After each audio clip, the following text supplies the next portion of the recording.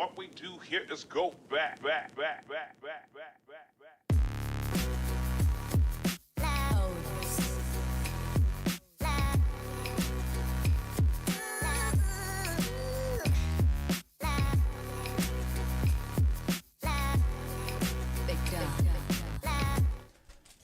Let's see if this works. You never know, it might do. It appears that, yes, there is a screen picture thing.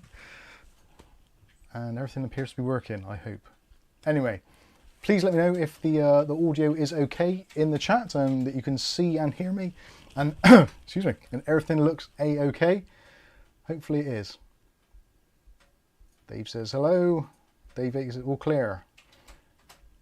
Audio and video is coolio. Excellent. I actually have learned something in the last God knows how many years of doing these live streams. I actually started the stream up and was playing around with it before I actually started to make sure that it was kind of almost okay. Still struggling with the audio, weirdly. Gone over to another motherboard with different audio, but the same audio, still Realtek. For some reason it just takes a little bit of, persuasion to get the settings right. And weirdly, the settings are completely different from what we had this time last week. So I have no idea why that happens at all. Thank you for the super chat from Stuart. Does that come up on there? Yes, it is. It says, I'm contributing now in case I forget when I'm a little sozzled. On Saturday night. Bless you. Stuart Cleary, sozzled on a Saturday. Who would have thought it? So yes, hopefully you're all doing well. Oh, I got bloody indigestion again. I ate a sandwich a bit too quick earlier, I think. Bob also coming with a disco super chat as well, a little bit earlier on. Let's see if we can find that. What's this going on here now? Give them both. Where is it? Oh, I think I opened up the super chat. Oh no, there we go. That's what Disco, disco, disco. Woo! Disco, everybody. Are we all excited for some deals this time of year? Black Friday is creeping up. I'm not exactly sure what day it is actually. Someone let me know in the chat what day is Black Friday. Well, not what day, because obviously it's a Friday. I'm not completely stupid, despite my appearance. But yeah, please let me know what date it is. I'm thinking it's like the 28th or something of November. I'm not entirely sure. All I know that it's fast approaching, and you can always tell when it's fast approaching because you get to the time of year where people start knocking on your door and saying, I would like a PC. Please build me a PC. Currently I've got a little bit of a backlog as far as that goes for building PCs. So yeah, it's going to be an interesting couple of weeks trying to maintain the video output and source parts and build PCs, keep customers happy. Yeah, it's not an easy thing to do when you are somewhat on your own doing it. Kath does do what she can, but there's some things that really, it's just things I have to do. Sourcing parts primarily being one of them, and then assembling it and all that kind of guff. And doing, yeah, the paying for it, Kath can do that. I don't mind sharing that task.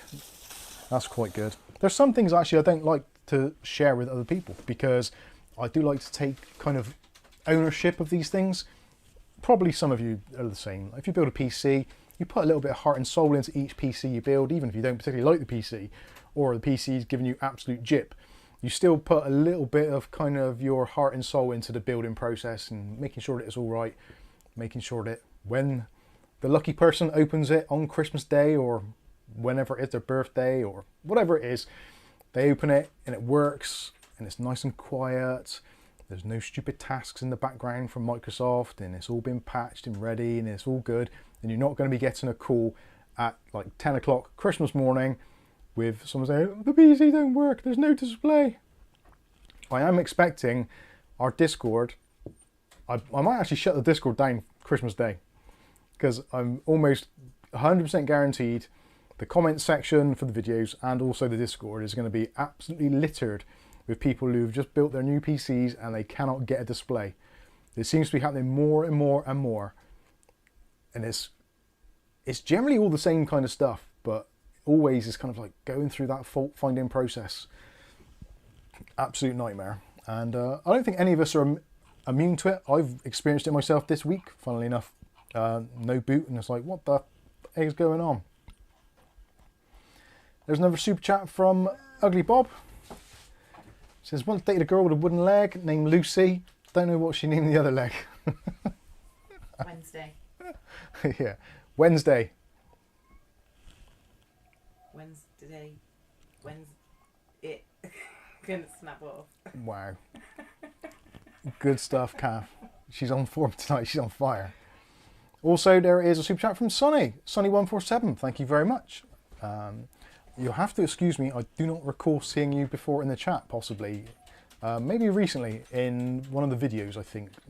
May have been some interaction there. But Sonny147, thank you very much for your £5 super chat. And super chat even. Got someone else's teeth in again tonight. And also thank you again to Bob for your £10. God bless you all. And obviously, insert your deity of choice. Oh, I haven't brought my remote. Unfortunately, I'm a child of the 70s. That gives away a lot. So, being brought up in mostly Christian-based schools in the United Kingdom and a very Christian country, as it was.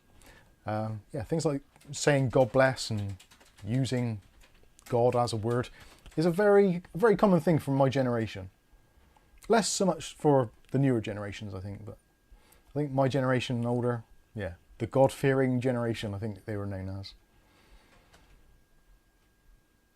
All right, so we're all working. You're all in the chat.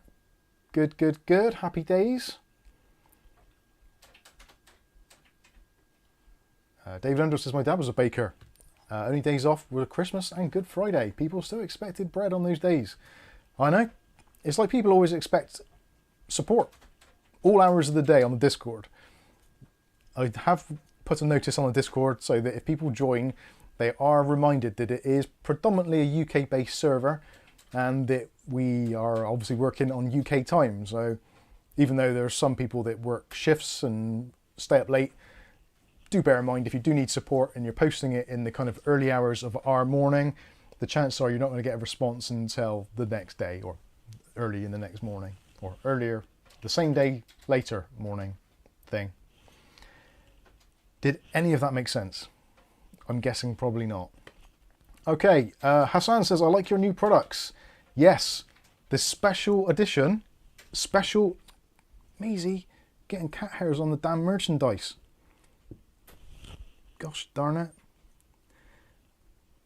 All I need now is some mud pants and I'm good to go. I've got my Mike's Unboxing hoodie. Mike's Unboxers. Mike's Unboxing t-shirt. Mike's Unboxing haircut. Yes. Skull shaver, and you can too have that haircut. The Mike's Unboxing haircut. And now the Snowstar Bobble Beanies. Or toques, I think they're called in Canada. And possibly other places around the world. Damn cat hairs.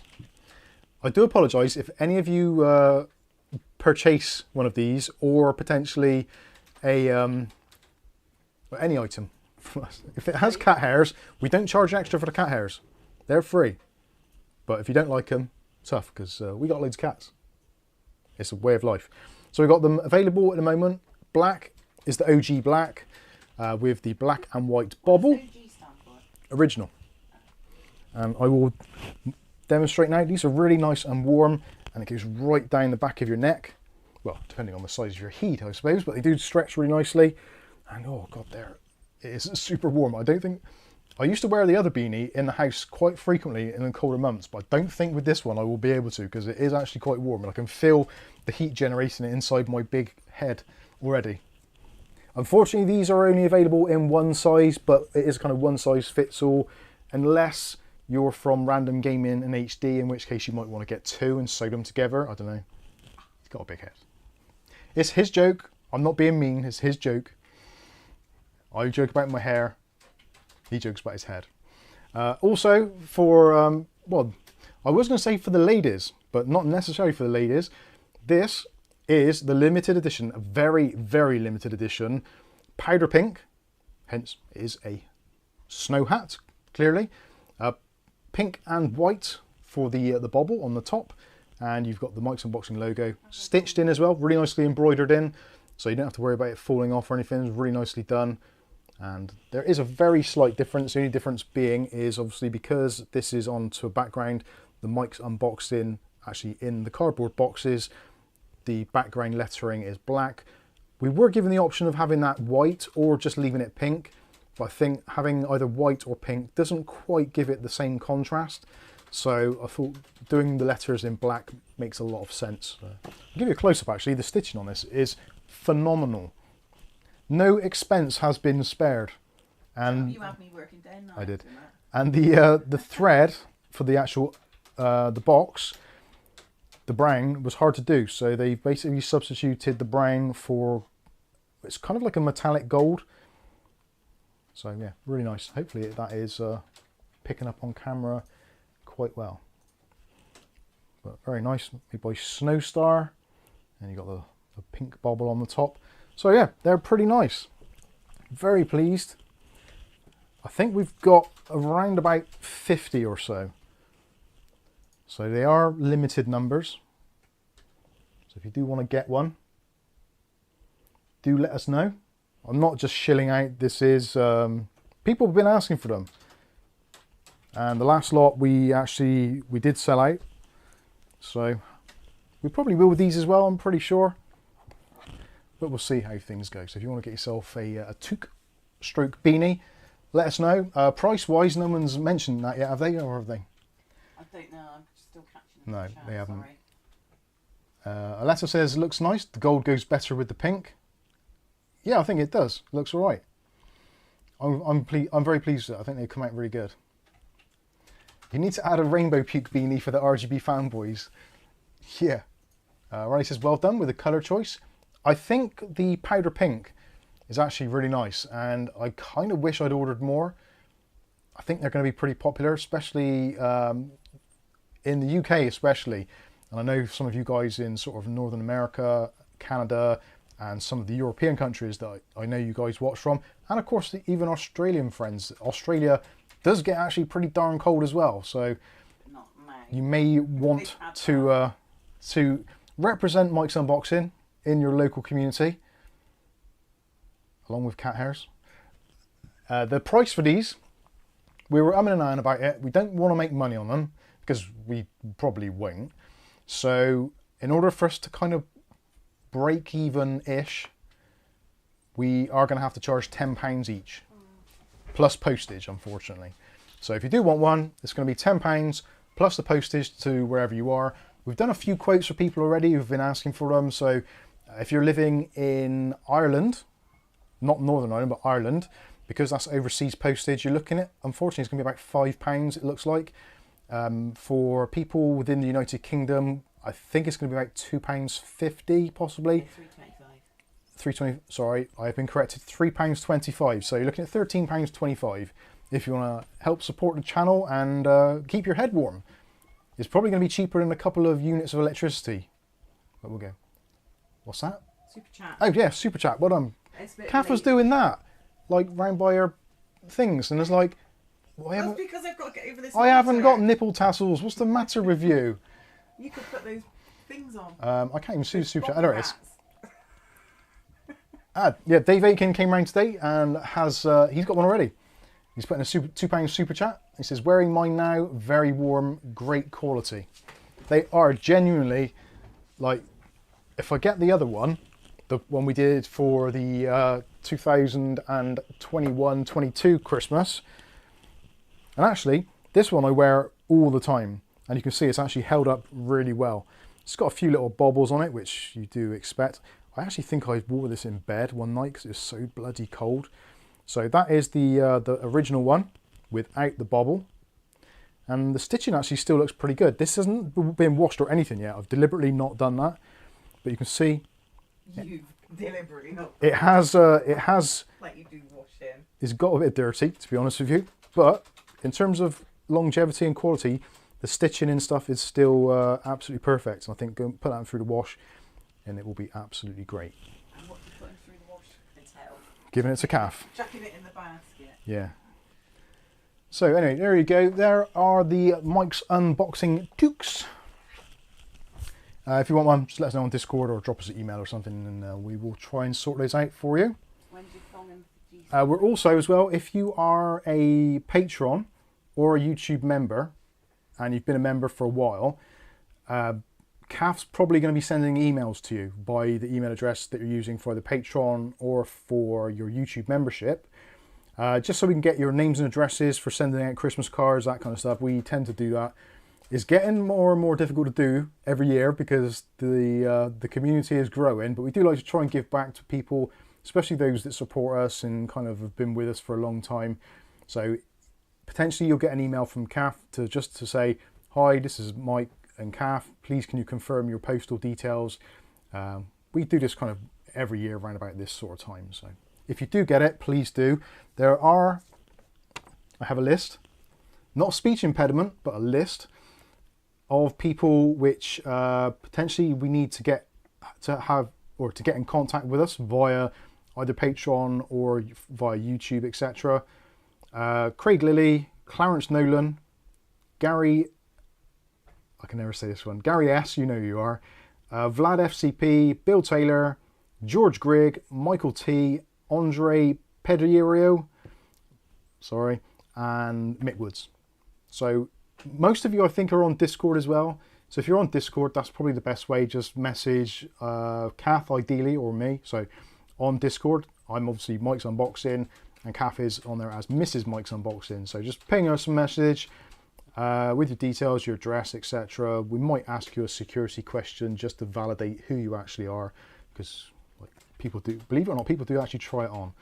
So yeah, we'll do that. So that's some of the housekeeping stuff out of the way. So you guys, if I've just called you out your name and you're watching, get in touch either on an email.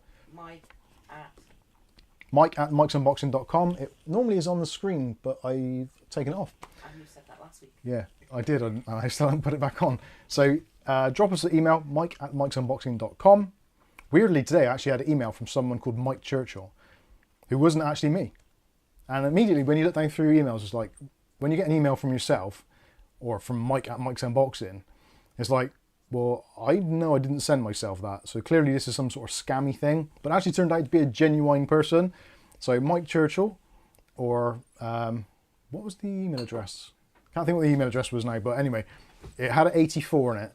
So if you're watching, thanks for the email, and great name, by the way, awesome stuff. But unfortunately, I don't do Xbox repairs as for like a job or anything like that. I did recommend to go over and see Graham at Adamant IT. Hopefully he'll sort you out. Flat on desk. What? Beanie flat on desk, please.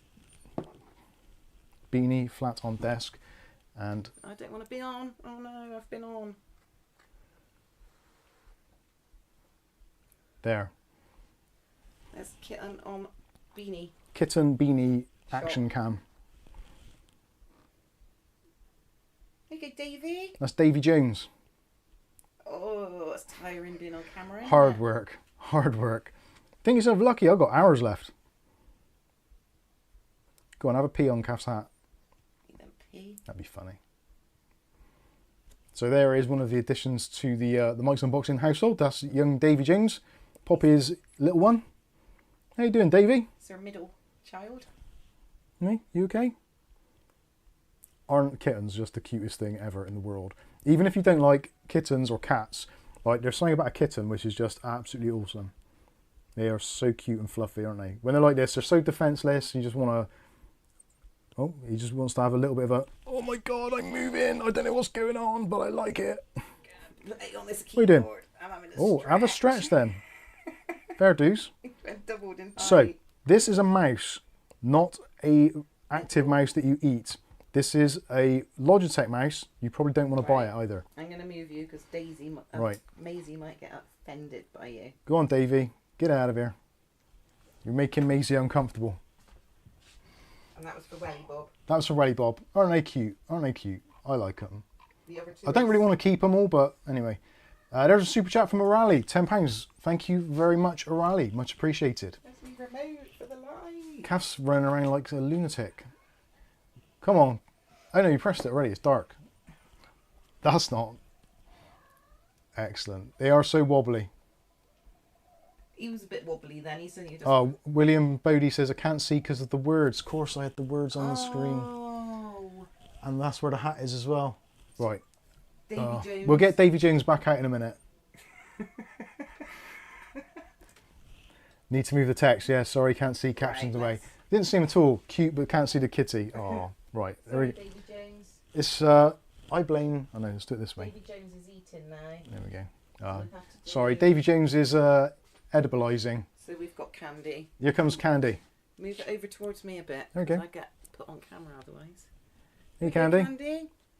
There you go. Hey, Candy. What do you think of the Mike's Unboxing Toque Stroke Beanie? Oh, you're having a little bit of a shake on it as well. Oh my God, it's great. I love it. I want one. I want one. I want one, but they don't do it in my size. Hello, Candy. Sod the tech, bring back Davey, says Nick Barnes.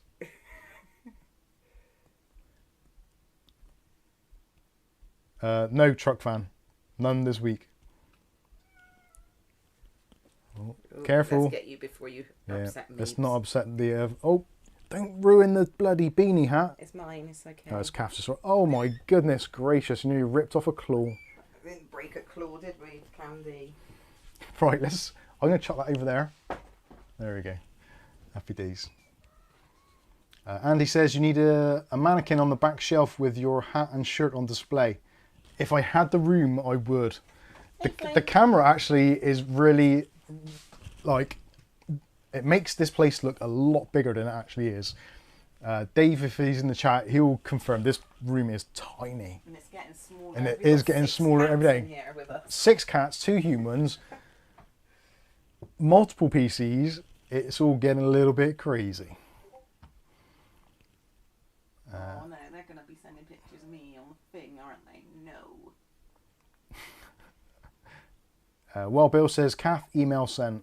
Cheers, Bill.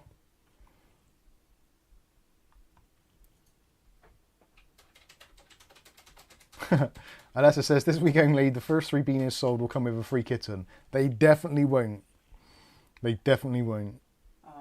You coming around to the ice? Sonny says, are you in a garage? No, this is actually our living room of our house. Dining room. Dining room, sorry. So, in terms of measurements wise, this room is roughly 4 meters by 3 meters. So it's about 9 foot across and about 12 foot front to back. It is tiny. You can kind of walk around the outside edge of the table and that is kind of it. It is quite compact. 1930s houses in the United Kingdom are traditionally quite compact in their dimensions.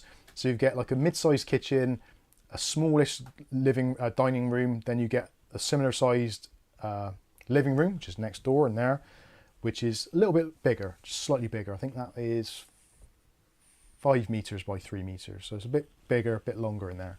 But they're much bigger than new builds. Bigger than new builds, yeah. By But it far. is, the layout of this room isn't great because there is a chimney. So we've got the wood burner over there and there is like 2 recessed bits. So that kind of side of the house you can't really use because that's basically where our computers are anyway. You've got a window there, door there. So the only 2 walls that you can really do anything with is this wall here, what's left of it after the doorway, and this back wall. So there isn't a great deal you can do. I always wanted, because of how I set things up, I always wanted it so the camera was on that side of the table and we were looking over into that corner. But it kind of doesn't work out for various reasons. I might attempt doing it again, but it just looks a little bit weird over there because that's my editing desk over there, so it's not the tidiest. It might work one day. I still keep on umming around about changing it all around and making a bit more room, but it's just the big upheaval and all that kind of stuff. David Underhill says, about the size of my old computer shop, was 4.2 by 4 meters total, had a 3.9 meter ceiling. Our ceilings in the UK are probably a little bit less than that, so it's about 20 inches higher than the door frame, so it's probably about 8 foot roughly. It's not a particularly high ceiling. O'Reilly says, I think my room is about 5x5, 5x6, 6x6. Gives you an idea.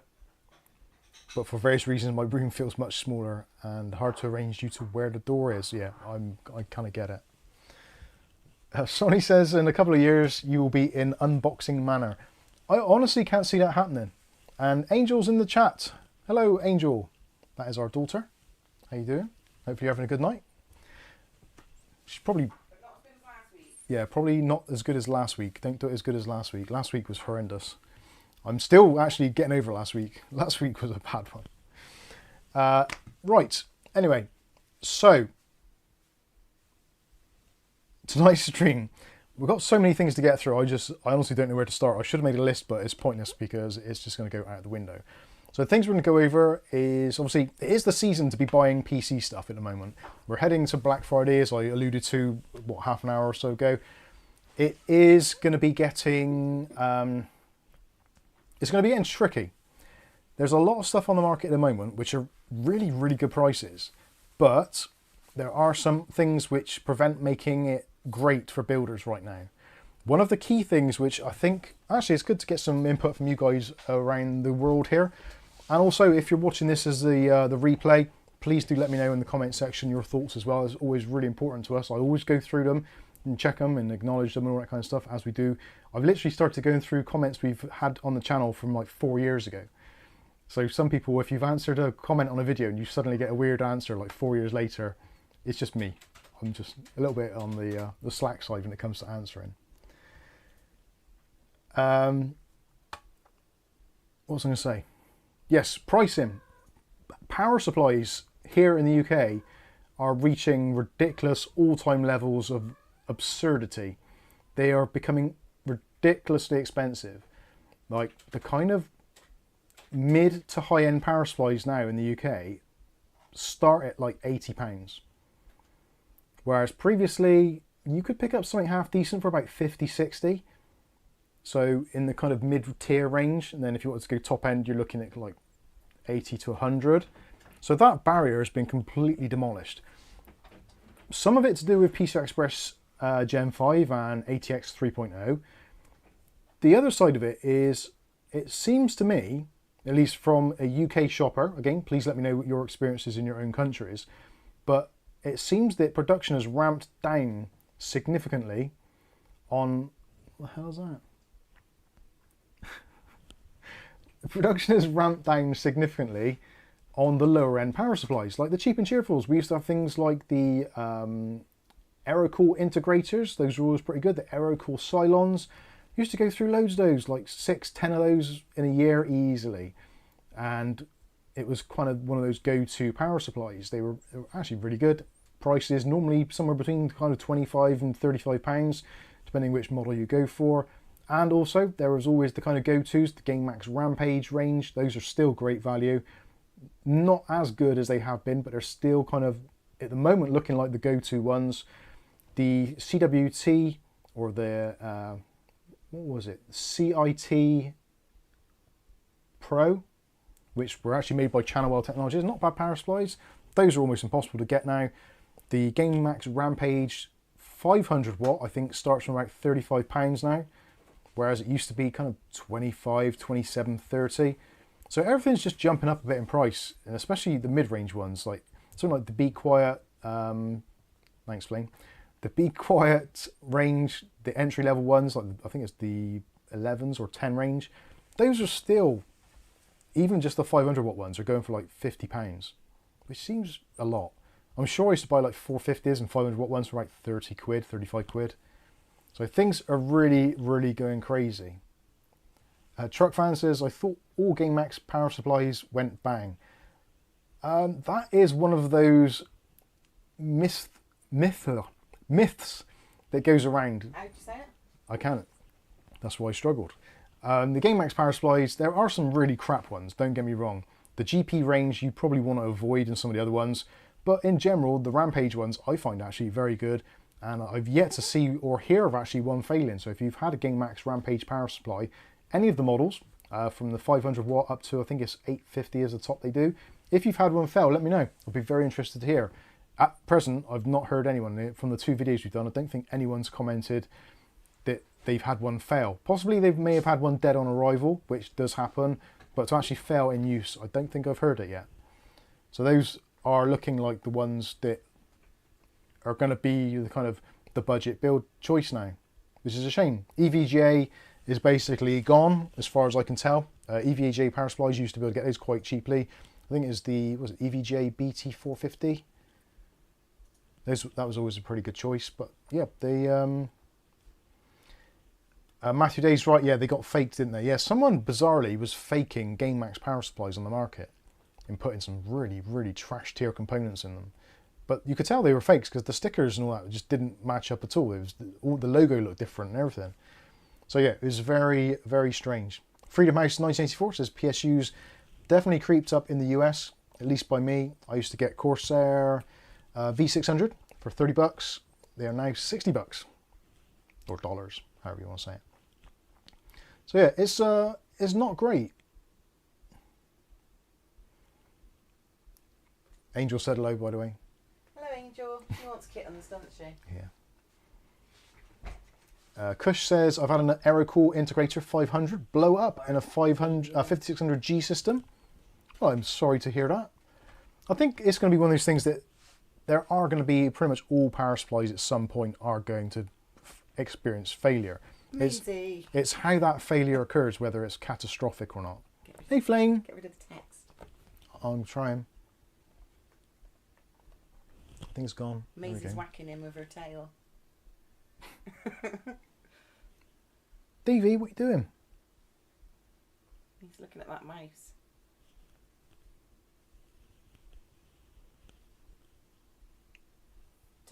Turn him round.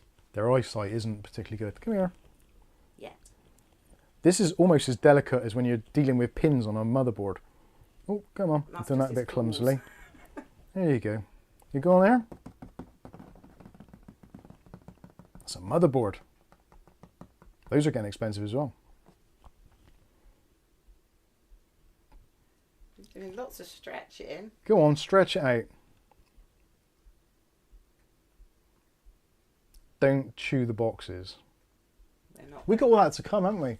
With all the stuff, because like we've got loads of PC stuff under the desk because we've got no room for it, or cases mostly. And I would hear the noise of Flame. Oh, come here. Oh God, you got claws stuck in me. There you go. There you go, Flame. Who's that? Is that Davey? Ooh. Yeah, pull a face now. There you go. Come on. Got her? Yeah. Him? It? Whatever. Davy Jones, isn't it, Flame?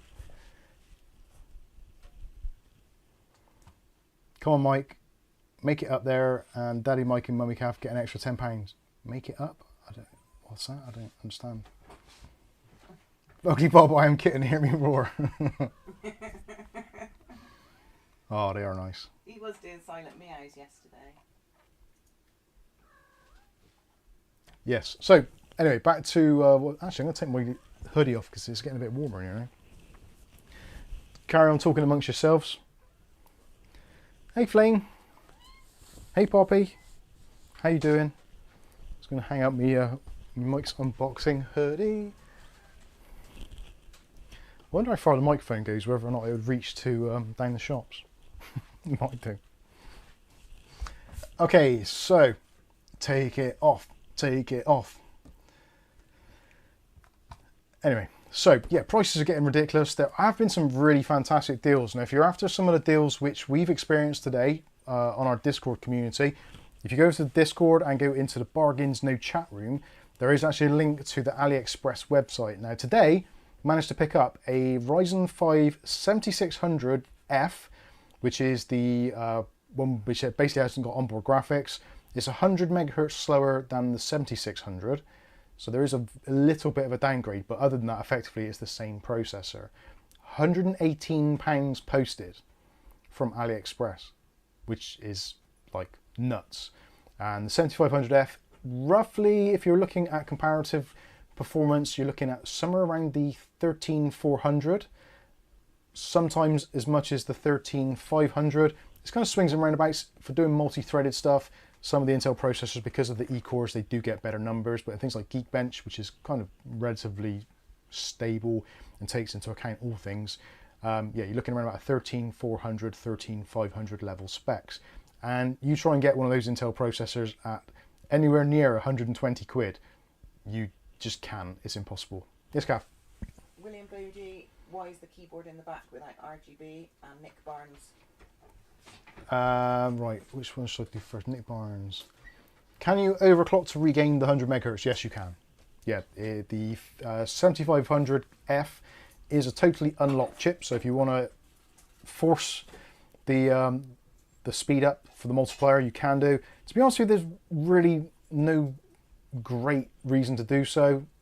I would personally leave it as it is, but it's down to the individual. I have noticed as well today, well yesterday actually, yeah it was yesterday, doing some testing with the 7500F, because I've already bought one, which was more expensive, but it was a good value then, it's even better value now, and it runs really well. On the motherboard I got the MSI Pro B650M-P, which I picked up for £80. Put it on there, runs it on there, runs really well. Looking at maximum temperatures with a cheap 120mm tower cooler, we're about 73 degrees Celsius, running Cinebench. So these 7500Fs and also basically any of the non-X processors do seem to run a lot nicer. They don't have that crazy like 95 centigrade thing going on. So they seem to stay into kind of like almost the 5000 series range levels of cooling requirements, I guess you would say. So yeah, pretty decent stuff. Quite pleased with that. That was another bargain. There are some motherboard bargains out there. I actually managed to pick this one up, which I initially was very worried about. Yes, Kath? Sonny, reassure me, ordering off AliExpress, I am still wary. Right, if you're ordering off AliExpress, this is good information here. If you're buying from AliExpress, first of all, there's AliExpress. They've got their own level of protection. So AliExpress is a huge, huge company and is part of the Alibaba group, etc. So like AliExpress is kind of like the retail side of Alibaba, which is more for sort of warehousing and distribution and all that kind of stuff, or for buying in bulk. So AliExpress have their own warranty or kind of guarantee that if you don't get your stuff, they basically refund it for you.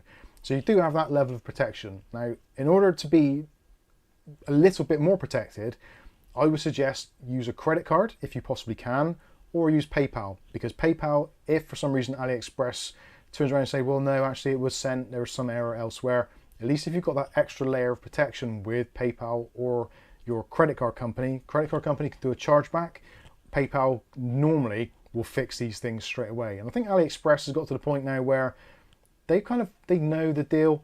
If you send them the information and say, look, this is the order, this is what's arrived. I had it already where I had a graphics card which I ordered, which was a pretty good price. Wasn't extremely good, it was just a good price, and they sent me basically an empty carrier bag, which clearly didn't have a graphics card, a Jiffy bag in fact. And you could tell it never had anything in it, let alone a graphics card. So I said, it's like that thick, like that big, that thick. It's like, there's no way on God's green earth there's a graphics card in there unless it's self-assembly. Yeah, there's literally nothing in there at all. And I would also suggest as well, if you can, get your mobile phone and just take a picture or make a video with you opening it, just so you can validate it, just in case there is something like that. But generally, you're not going to have a problem. AliExpress are very good. Anytime I've had any problems, it's been like, send them an email, send them some pictures, some proof. A couple of days later, generally, it's yeah, no problem. Yeah, we understand. I was actually petrified because there's a lot of money in it, and you're sending it to a foreign country. You've got no idea what's going on. So yeah, I understand your concerns, and I have them too. I don't like basically sending my money out into the ether and not knowing what you're going to get. I would say, hand on heart, whichever side is on, I'm not going to disturb the mic, but whichever way you go, I think with AliExpress, whether you're using PayPal or your credit card, I would argue that buying from them is possibly less risky than buying from Facebook Marketplace, and possibly even eBay. Because eBay can be an absolute nightmare as well. I've had that this week. I actually won an auction for an ASUS mouse. I won the bargain. Oh God. I won the big bidding, Jesus, 99p plus postage for a mouse. And I thought, yes, excellent, I won it. And then day or so later, they've refunded. Oh, sorry, I've sold it elsewhere. Like, okay, let's go. Did you answer the Yes. about the keyboard? The keyboard actually does have RGB, but not a lot. So if I turn the keyboard up like that, then you can see it. But that's another.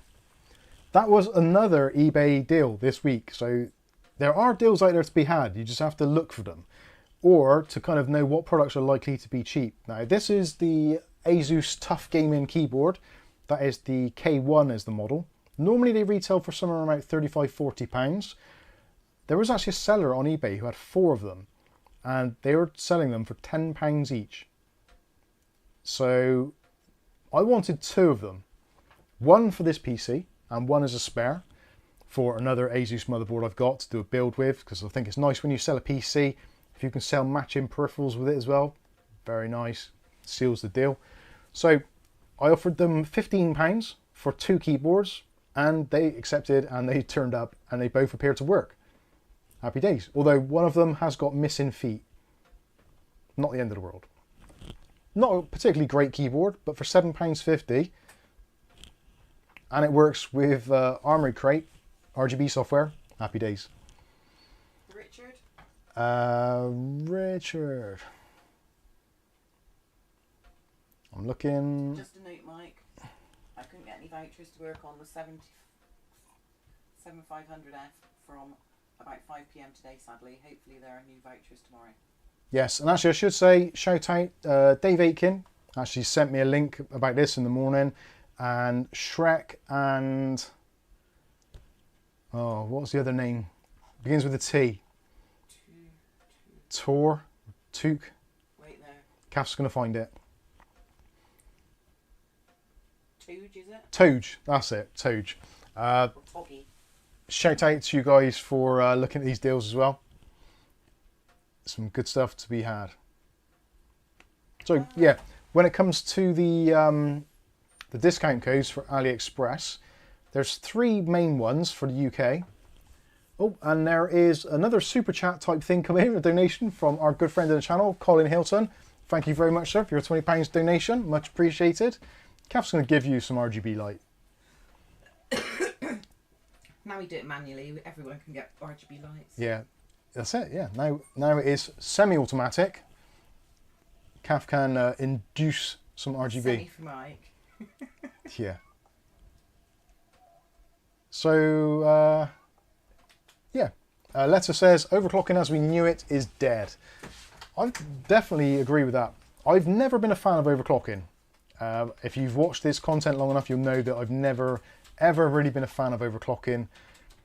I think it's just asking for more problems. Years ago, it wasn't too bad because you could get a bit of free performance with doing not a great deal. But now the processors, they're basically on the edge, really outside of the box. And it comes down to the silicon lottery, whether or not you can squeeze any more out of them. And generally, you can a great deal. There's not a lot to be had. So yeah, it is overclocking, I think, is probably not the way to go. I think undervolting is probably the finer art these days. Actually trying to get your processor to achieve more, but using less power. I think that is really like the kind of overclocking thing is almost like I'm going to upset some of our American viewers here, but it is that very typical thing that Americans do, which is if you want something to be better or faster, you just make it bigger. Like engines, throw in a V8, give it a 8-litre capacity, and it will be better. Is it more efficient? No, but it has got a lot of grunt. And that is the same for overclocking. You just throw in extra voltage or wattage at a processor, you're generating all that heat just to get a few extra frames per second or miles per hour in the case of a car. Whereas actually tuning the processor to do what it can with less voltage or less wattage, and to then actually make it faster because it's not producing as much heat, I think is a lot better. I think personally, but it's also very much somewhat of a fine art, and it isn't one of those kind of one size fits all. Yes, Kath? Sunny147. Mike, why did you go back to ASUS? Why did I go back to ASUS? Two reasons really. One is kind of like I've been using a lot of MSI stuff recently and I wanted to have a bit of a change. I hadn't used ASUS in anger for probably the best part of a year. Probably even more than that. I think the last board that I had, which I actually kept running long term, was the X570 Tough Gaming, which it was a decent enough board. It had a few quirks at the beginning, but then pretty much all X570s did. History seems to be repeating itself somewhat on that. But yeah, I wanted to give it a go. It was a pretty decent price, and the Armoury Crate software seems to have improved. That was actually one of the deciding factors. The fact that now you can control your fan speed and your RGB all within Armoury Crate without having all these tons of extra apps open, I actually really like. Much like MSI Center, which was one of the reasons why I stuck with MSI. Their products weren't always the best and sometimes they lacked some features, but in general, decent stable boards, but the software was the key thing because the software is what we use every day. The software is how we interact with the hardware. So if you're not having the ability to interact with your hardware, you're kind of missing out a step of the process, in my opinion, especially if you're someone who is somewhat of an enthusiast and you like playing around with these things or you like demonstrating how to do stuff. So it was really frustrating for me using ASUS software and having multiple pieces of software to do various things, and then it not working very well and having to rely on other third-party pieces like fan control or signal RGB. All those sorts of things are just a pain in the ass. You just want it to work, which makes life easier. Yes, Gaff? Sonny also asks, is the Hobgoblin still there at the bottom of Glossy Road? I think so. I haven't been to the bottom of Gloucester Road for a long time. Dave's probably the one to ask, actually, because Dave works not far from there, so he could probably answer that. You used to work in Gloucester Road as well? Yeah, I used to work in Gloucester Road. M Squared Computers used to be at, well, they had two locations on Gloucester Road. 218 Gloucester Road, which was the original store, and I can't think, what number was the store after? Can you remember? No idea. Look on the side of your car. Oh no, that was the 218 was the second one. The first one was 348, I think. Anyway, thanks to Dave for the brew dog. But Sonny used to work there. I think I saw earlier. Ah. And then this Collins, but this old geezer is more for ballroom dancing than disco. Why am I blacked out? I hope I'm not in bad books. Who's that? Colin. Collins blacked out. But is that because we did the disco light for him? Not in bad books anyway. No, you're not in bad books, no. Why am I blacked out? Truck fans on. Oh, the lights. I see. Yeah, no worries.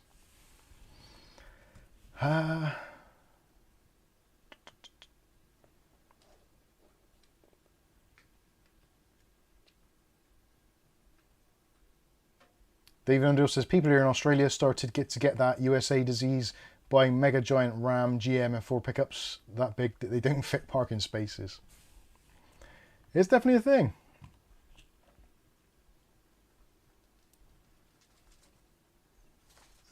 Dave says Brewdog by Castle Park. Oh, is that where it comes from? Is Brewdog from Bristol? Mapes. I don't know. Bit in the way there. Do you get back in your box? Punk IPA, isopropyl alcohol for skinheads. Right, anyway, so motherboard wise, pick this up. £83 I think it was with the postage. This was problematic. I won't lie. The seller had some dubious feedback to begin with. And I was like, well, it's okay, eBay protection, let's go with it. When it arrived, you go through the usual things. I've done a video on this anyway, so it's not going to be a shock to some of you. I opened up the CPU socket because that was one of the things I missed out.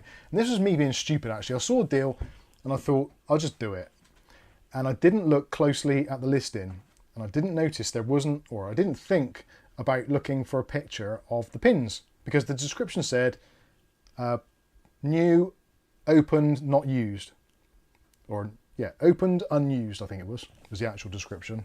It's in the video, you'll see it. Excuse me. Oh, gassing.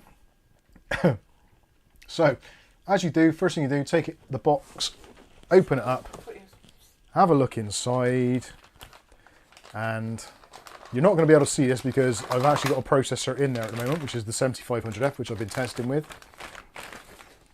So that is the board. Let me give you an overhead of that actually, if that is working. There we go. So that is the motherboard. There, you can see that better now. So that's what it looks like. It's a relatively basic board, but it's got all the key features that you want. 2 M.2 slots, 4 round slots, 2 RGB, 2 addressable RGB, a reasonable heatsink over the VRM, not brilliant, but gets the job done. Front USB Type-C, diagnostic LEDs for potential failures, 5 fan headers, including 1 dedicated AIO.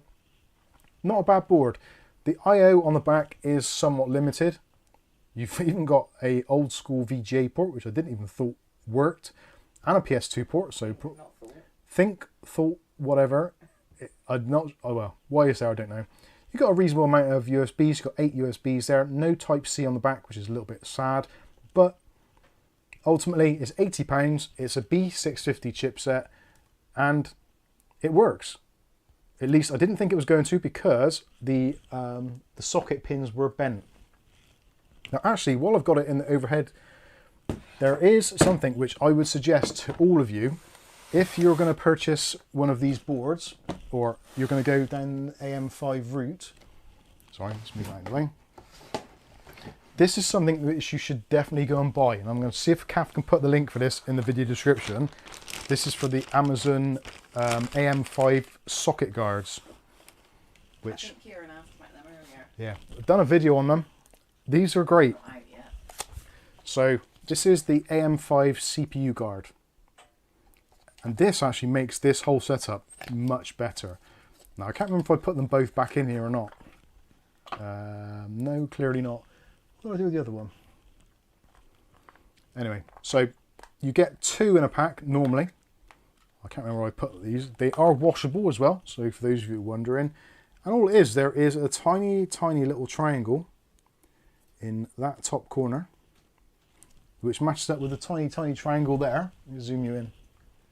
Mine's like corn. Bow, bow, bow, bow, bow. Right. Focus, you piece of shit. There you go. In the description now, underneath everything else. Excellent. So you can see just about there is the little triangle in the top left hand corner. That matches up with the triangle there. And all you do, it just works like a gasket. He says. Now, if you've ever done a rocker cover gasket, this is going to feel very, very normal to you, especially if it's a BMW. So there you go. That is basically it. So that seals up the CPU. Now, it's not an exact seal. It is pretty close. You can get brass ones of these or metal ones, but the thing is with the metal ones, the processor, I'm pretty sure, heats up and expands and contracts. So at least with the silicon, that is going to do the same as well. So you can put your paste on there. There is a very, very slight gap, which I'm not sure if you're going to be able to see from there. You can see it's very, very slightly raised. So it doesn't interfere with the CPU cooler at all. But it means you can put your paste on, you can get it go over the side, and when you're done, you can just pull the whole thing off. It takes the paste with it. You can stick this in the wash, a little bit of washing up liquid, fairy liquid, whatever, soap, detergent, and you can clean it up to be basically like brand new. And I wish I knew where I put the other one, because there is supposed to be 2. Ah, is that there? Yeah. Awesome. I had it on my desk, so there we go. You do get 2. There's one. There's the other. That's the one I think I actually started to clean up, because I've still got a little bit of heat paste on it. But certainly, if you've ever used one of these CPUs, this is actually much, much better with using this than without. And for the sake of, I think it was £10 for 2. In America, I think So, it's $7.98 for 2. Yeah, the American one was much cheaper. I think you got like 2 or 3 for less money. So I just went with it because it's a quicker delivery. You can pick these up as well on AliExpress. So maybe if you're doing an order and you want to get it over a certain amount, then it might be worth taking a look at those. Quite bad focus there. Bad focus? We You're do. moving too quick, I think. It does focus, but... Yeah, that camera needs to go. Anyway, so motherboard boys, I'm pretty happy with it. It all seems to work. does what I need it to. So this is going to be going into our Micro ATX build, because I've been talking about doing this for so long, and I did a budget parts list with the Thermaltake S100 case, and I finally managed to get hold of one of those thanks to our good friends at Thermaltake UK. And Thermaltake have actually said that they are going to be restocking that soon, because they are getting low stocks. So they are getting fresh stock coming early this month. So that is awesome. I have done the review on the case already, so you will be seeing that, and we will be doing a build in it as well with all of this stuff. So the 7500F, this motherboard, we're going to be sticking in 32 gigs of Kingston Fury RAM, which I've got up here. So I've got some 5600 RAM. This isn't the cheapest, but it is quite cheap. Really, I think for a budget PC, you probably want to go for 16 gigs, but 32 gigs for DDR5 generally seems to make sense at the moment. RGB as well, so yeah, it's going to be a nice little system that we're going to be putting together for this. I don't think it's going to be £600, but I think it's going to be pretty close.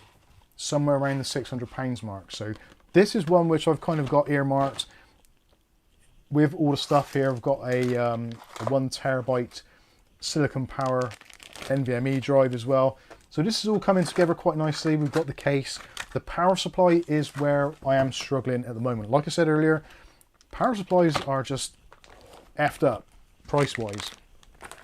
So I'm really struggling there. What GPU? GPU-wise, that at the moment is still a bone of contention. So I'm hoping with the AliExpress deals that something's going to come along. I'm thinking I would like to put an RX 6600 in here, because I don't want to go too overboard on it. But I would also like to maybe experience something a little bit new generation-wise. So I'm thinking maybe even a 7600. If there's some decent deals coming up. I am probably going to end up going with AliExpress for it though, to be honest. But I'm going to put all that in there. Richard says Ali 5700 XT. A 5700 XT I did consider. Those are about £100 at the moment, which is okay, but I think a 5700 or 5700 XT is probably underselling the system, because people tend to look at the graphics card to see what it's capable of. So I think a 6600 is basically the same as a 5700, just it uses less power, and you can pick them up newer. I think a 6700 might fit the bill, but I don't know whether I'm going to be able to get one at the right price to do it. Potentially the Intel A770, but it's still very much a work in progress. A bit of flexibility on that. I think ultimately my head is in the place of RX 6600, but the 5700 XT might be the way to go. We'll see. G-Zone? Eh? G-Zone? G-Zone. Is this a good mouse? Razer Ballistic V3 bought the other day. I'm honestly not sure. I don't think I've ever used a Razer Ballistic. Sorry, I can't answer that one for you. David Under says Kingston Fury is great RAM. Yeah, it seems to be alright. And fun enough, I've found with my AM5 system behind me, it actually seems, I don't want to say it, I really don't want to say it, but it actually seems like it's pretty cool right now. And it hasn't had any major kerfuffles, which is nice. I like it when we don't have any major kerfuffles, because that upsets me a great deal. So I've still got the B650 Gaming Edge board, which I am going to be buying another Ryzen 7 7700 off AliExpress. I'm going to stick that on there, I think. So that's going to be another system. That's going to be a slightly more expensive system, I think. Probably somewhere around the maybe £700 to £800 mark when that's built up. I'm not entirely sure what's going to go in that at the moment, but I want to do 3 or 4 systems. So I'm going to do the Micro ATX one using that stuff that we've got under there. That's going to be a thing. I'm going to do one with the B650 Gaming Edge, which is going to be a slightly more higher end system, £700 to £800. But I want to do a couple of budget ones as well. And fortunately, good friend of the channel and all-round general nice guy, Dave Aitken, actually sold me this today. This is brand spanking new, hot off the press. This is the B450 Gaming Pro Carbon AC. This was arguably the best B450 board they made. I think most people would agree with that. Absolutely great board. And of its time, it was this was insanely expensive when it came out. This was, I think, was closer to £200 when it first came out, which at the time when B450 boards were costing anything from like 30 quid up, this was like the top of the league. I don't think they did anything. I don't think they did a B450 Godlike, which would have been higher up the chain. Don't think they did. But anyway, so this is great. Got the motherboard and a processor. Got the Ryzen 5 3600, and I think there's some RAM in here as well, if I'm not mistaken. I haven't even checked that yet. I'm too trusting. Is there RAM? Oh yeah, there is RAM on there. I was looking for a box, and I'm thinking, oh god, have I just said something live, which is embarrassing, but no, I haven't. So, I haven't even taken this out of the bag yet. Oh, and we're missing some screws from the retention module, but that's no problem. So this is actually, for its time again, it was a sexy board. It's actually pretty sexy now still, to be fair. Pretty cool. And there's an M.2 shield on there as well, which a lot of B450 boards never had. I'm not even sure how that works. I'm sure I had one of these. Oh, where's the screw gone? No! Do you see where that went? No, but it sounded over here. Oh my goodness gracious. Well, that's an unusual clasp. Oh, I understand. Okay. Happy days. I'm sorry about. I'm not, I'm rubbish. How the hell does that work? That screws into there somehow. Should we say a big happy birthday, belated birthday to Nick? I'll take it off.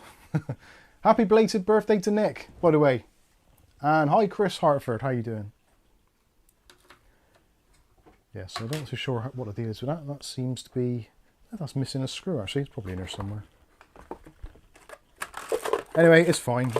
We will work with many things and make this into a cracking little PC. The Ryzen 5 3600 is still a really great little processor, and you can pick them up pretty cheaply now, sort of £60-ish or less, depending where you're shopping and kind of who you know, I suppose, really. But that's pretty decent stuff. I might take that off of there. We'll see. Yeah, nice board, Wi-Fi built in. I think it's got Bluetooth as well, if I remember rightly.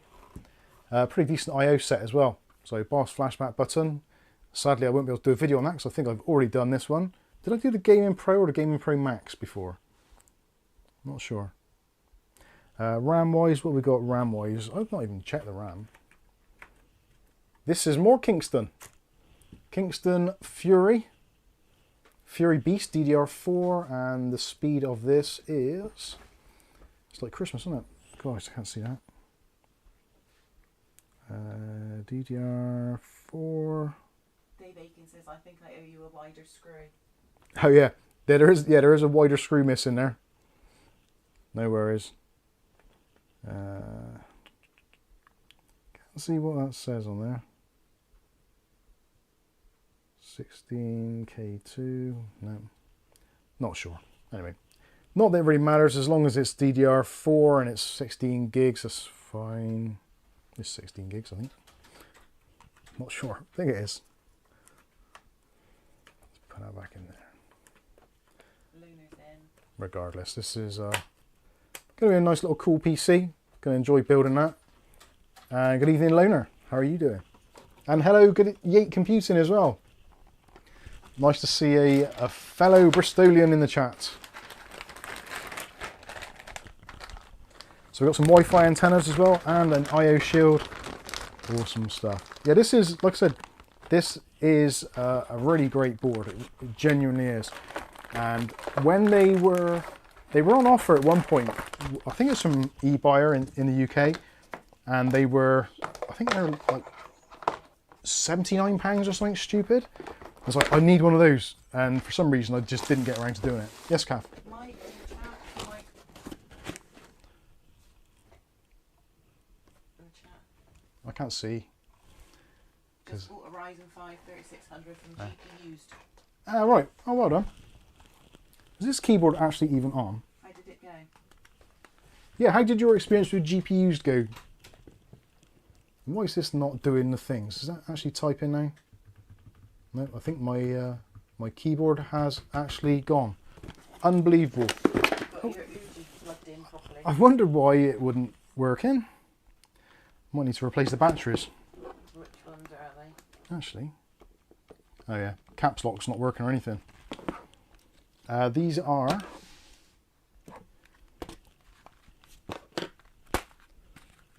Needing glasses, Mike. You're not wrong. I need a magnifying glass. Triple A's, please. I might test these to see if they are actually duff or not. It might just be that it's just being stupid. I wonder if cleaning the battery contacts. Peter Beer says, I'm the same. I have a couple in stock, lol. You've probably seen my Facebook. Yes. Yeah, he's got a couple of PCs for sale. I did notice that. GPUs was super smooth, paid £59 for it. Excellent stuff. That's actually not bad at all. £59. Happy days. Right, let's see if... Actually, can I have the battery tester over, please, Kath? We have the technology.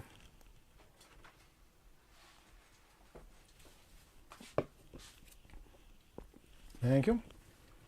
So, battery tester, which is positive. You won't be able to see, will you?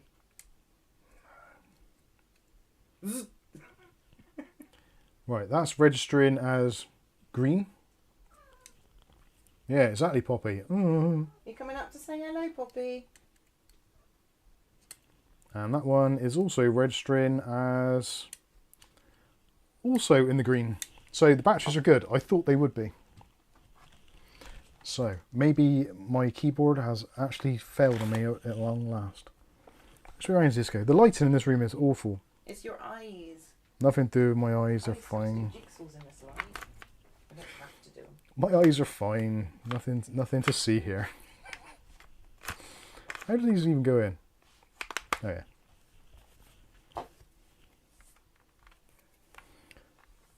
I'll tell you, I am actually struggling this week.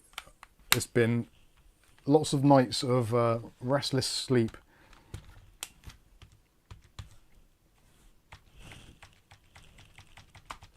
No, it's actually not working.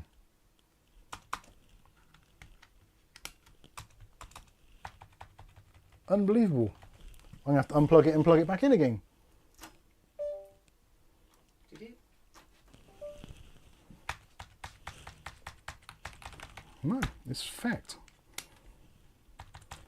Can I have some fresh batteries just to be on the safe side, please? What size are they? AAA. I knew they would be the awkward ones. I'll open a whole new pack of them now. Have I put them in the right way? That's what she said. Yeah, plus is on that side. Yes. Bear with me, callers. Thank you.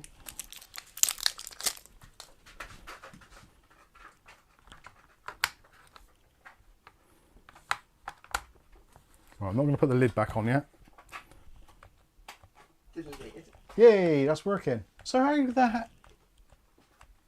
Oh well. I bet you were putting the batteries in that thing round the wrong way. Don't be silly. Yeah. Don't be silly. User I think our error. battery tester's faulty, you know. User I error. have to sack him. How's Poppy? Poppy, Let's see. Poppy is pretty good. Do you want to come up and say hello? That's better. Whoa. Right. Come and say hello. Got some nonsense in the Hey, way Pops. of her. Oh. Nonsense. I know, it's on that, only on that screen. Say hello, Pops.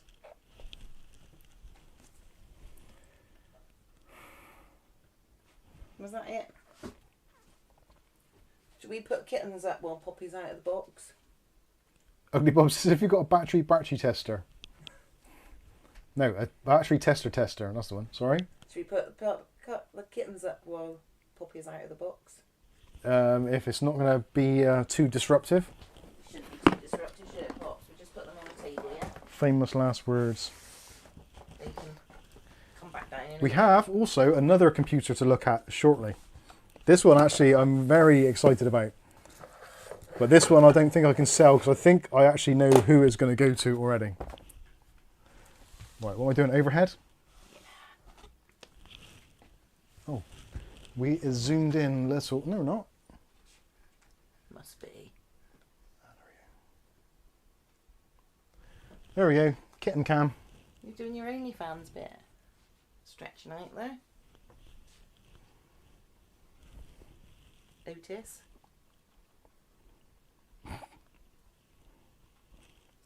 Davy Jones. Davy Jones having a big yawn.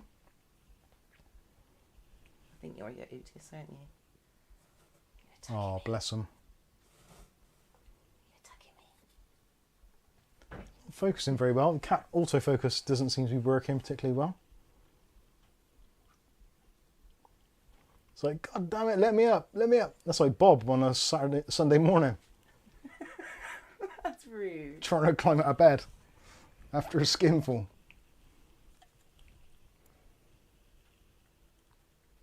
What's up here?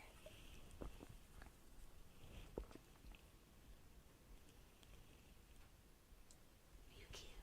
Are you cute? Are you cute? Yeah. Oh, they're pretty cool. Joe Barnes is in the chat. Hey, Joe. And she says they're beautiful. That's what she said. How's Poppy? Because she don't know anything about tech. Now it's a bit of sense. Is Angel in the chat? No. William's tagged her. Oh, get closer. Otis is speaking. What's up, Otis? He's like, oh, Red Bulls. Yep. They got wings. They'll be off soon. What? Oh, you got an itch. Let's see if we're losing lots of viewers. No, not yet.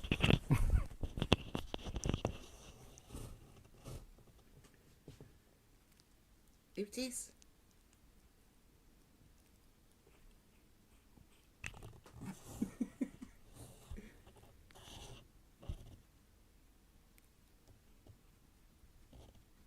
They zoom around that box at bedtime though, don't they? No purring. Right. Take him away, Kath. Oh. Shame we can't do a 24/7 live stream with them, but no doubt people don't want to listen to the goings on at Shay Churchill. You could do a muted one. Yeah, it's not so good, is it? Thank you, Poppy. Is the keyboard working? Yeah, keyboard's still working. Camera's still working as well. Happy days. Right, there we go. Yeah, that was a fail, wasn't it? I went to interview the kittens and nothing. Absolutely useless. So, next one up.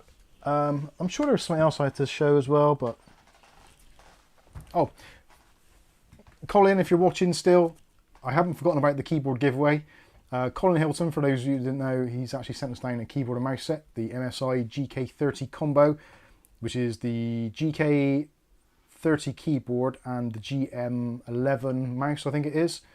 Nice little mouse set, so we'll be doing a giveaway of that at some point. Not too sure when. At the moment, my my brain is kind of going faster than my body is keeping up with, I think. Anyway, moving on. It's just 25 degrees in here at the moment. It's bloody hot. Humidity is down to 57 degrees. Awesome. Right, we have got a review coming up of this, so I'm just going to give you a quick overview of this, but this is actually very cool, and I don't like mini PCs. Let's just say. Oh, black screen for a second, was there? What, behind or? Anyway, I don't like mini PCs for 2 or 3 reasons. One, they're hard to upgrade, or they're basically impossible to upgrade and a bit of a waste of money. So ACEPCs reached out to us and said, Mike, would you like to review one of our PCs? And I said, I am kind of interested. What did you have in mind? So they turned around with this model. So this is the Pico Box Pro, which I think Kath's put a link in the video description. I'm not sure if she has or not. So this is to their site. So if you want to look at the specs and stuff, you can do. Price-wise, this is a tricky one with the price because like a lot of sellers of these types of PCs, they do kind of gimmicky stuff. So they've got their retail price, but then whenever you go to buy something, there's always an offer. So whether it's to spin a wheel to get a discount code, or whether they send you an email with a discount code, or they just send it out to reviewers and they say, buy one of these and we have a discount code. That is basically how it works. So essentially, to cut a long story short on price, this should be able to be purchased for about 120 to 130 pounds, which actually for a fully working desktop PC, apart from a keyboard, mouse and monitor, is actually pretty decent. Comes with the Intel processor, so it comes with the Intel N95 processor, so that's a 4-core processor. No hyper-threading, it's effectively kind of like the efficiency cores which are built into the 12th and 13th gen processors. It's that kind of processor, so it's slightly limited. It's got a 3.4 gigahertz boost speed. I think the normal speed is 2.6, I think, I'm not entirely sure, somewhere around there, and it will go down as about low as about 800 megahertz. These draw such a ridiculously low amount of power that it's just not even funny. Somewhere around about 6 watts is what these potentially can get down to when they're idling. Even under a full load, the max TDP for the processor is 15 watts. So it's never going to set your electricity bill on fire, but it is slightly limited specs. Now, one of the downsides of this particular one, which I did say to them, I said, I'm happy to review your PC, but I don't review PCs with 8 gigs of RAM, because I think it's just a ridiculous waste of space. And for those who've been watching the channel for a long time, there was one ages and ages ago, which I picked up for about £100, about 3 years ago, which was an 8 gig model, similar kind of stuff to this, and it was absolutely horrendous. Now I'm happy to say things have moved on significantly, and the processor and the SSD in here, which is a 512 gig SSD, actually does make a lot of difference. And the Windows 11 installation is basically completely bloat free, and when Windows is fully loaded, you're looking at using about 2.5 gigs of RAM. So there is still room to actually open up a browser, do some work, answer your emails, that kind of thing. This isn't a gaming PC. This is essentially almost a portable PC, or something very low powered. So if you just want to maybe watch your Netflix or YouTube videos on a big TV, plug one of these up on an HDMI cable. Absolutely brilliant for media centers, that sort of stuff. Hey? Yeah, photo storage, that sort of stuff. Perfect for that. Maybe you got an iPhone and you're getting pissed off with all the photos on there and then trying to get you more money for cloud storage. Maybe just get one of these and just sync it with your phone every now and then to offload the pictures. You'll save an absolute fortune. So the nice thing about it is it's extremely small, and it's got some cool features. I'm not going to get all the stuff out. It's basically a power supply in there with a barrel jack, so not a great deal of excitement. And I think there's an HDMI cable, but we don't care about that. We care about what is actually inside the PC and what it's all about. Yes? Can you answer Anto News? So is A620 motherboard too cheap for 8000G series? 85, yeah. Possibly, yeah. I wouldn't. If you're looking at getting the 8000G series APUs, I think the A620 boards are probably going to be a little bit limited. They're going to work fine, but you're not going to be able to do any overclocking, which is the kind of beauty of those types of chips. That it's nice to be able to overclock them a little bit. Early to say. Until we see some reviews with 8000Gs, it's going to be really hard to say. Anyway, so this is the PC, as you can possibly see already. So it's very compact. I haven't even measured it yet. I think it's like 120 mil. Andy Follett says, would that be good for a Plex server? Plex, absolutely fine. The transcoding on here with the Intel processor, going to be absolutely fine with that. So 125 mil by 125 mil. So 125 mil in height wise, I think it's about 50 something, 55, which is great. And if you actually want it to be a bit smaller, you can do, because on the bottom, actually I'll do the overhead camera. They're all scrapping in there now, no, they're not on camera. Nick Barnes asks, can't you just up the wattage in BIOS to 25 watts and use it as an emulator for Wii and PS2 games? You can increase the wattage, yes. So the bottom section has only got 2 screws. So you can undo those, get your nail in there, and you can open this up. You can put a SATA drive in there. If you don't want to use this SATA drive and you think this is a bit big and bulky, you can do that and that. And this bit removes.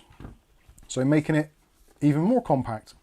So if you've got a really narrow space you need to put it in, you can take this off. Or maybe you want to put a massive hard drive in there. Ooh, but you don't want to take it out of the house, so just unplug it, leave that there, take that with you, take it to work, take it to your friends, whatever. Happy days.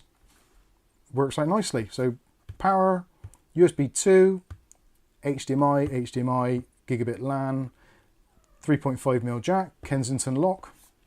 On this side, power button, 2 USB 3.0s and a single USB 2.0. Nothing on that side, nothing on that side. So this is actually looking pretty cool, but when it gets a lot cooler inside, which we will take a quick look inside.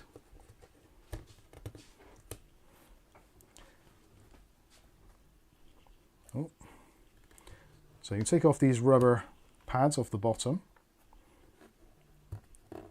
Upgrading this is actually quite easy to do.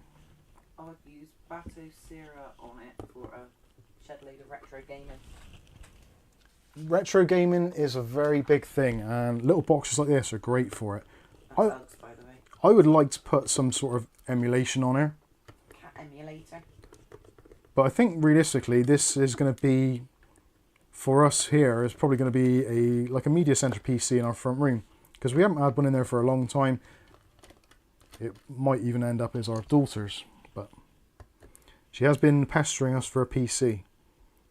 And this might be the way to go for it. Might be the floor drape solution. Actually, before I take the top off, I'm going to give this away now because you're going to see what the deal is. Oh, I'm zoomed in way too far.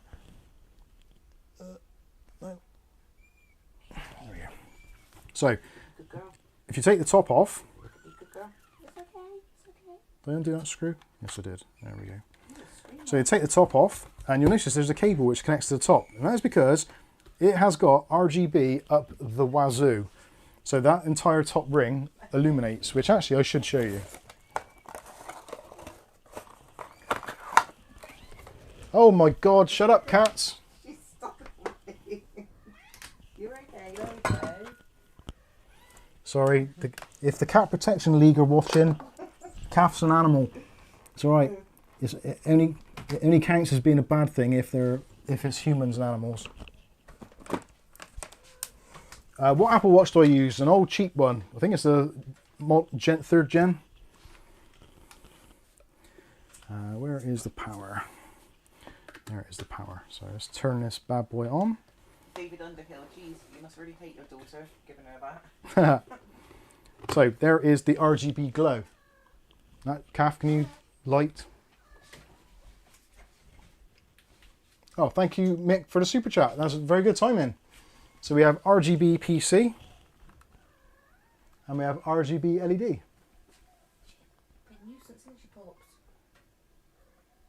So you have addressable RGB lighting around the outside of it. And thank you, Mick, for the £10.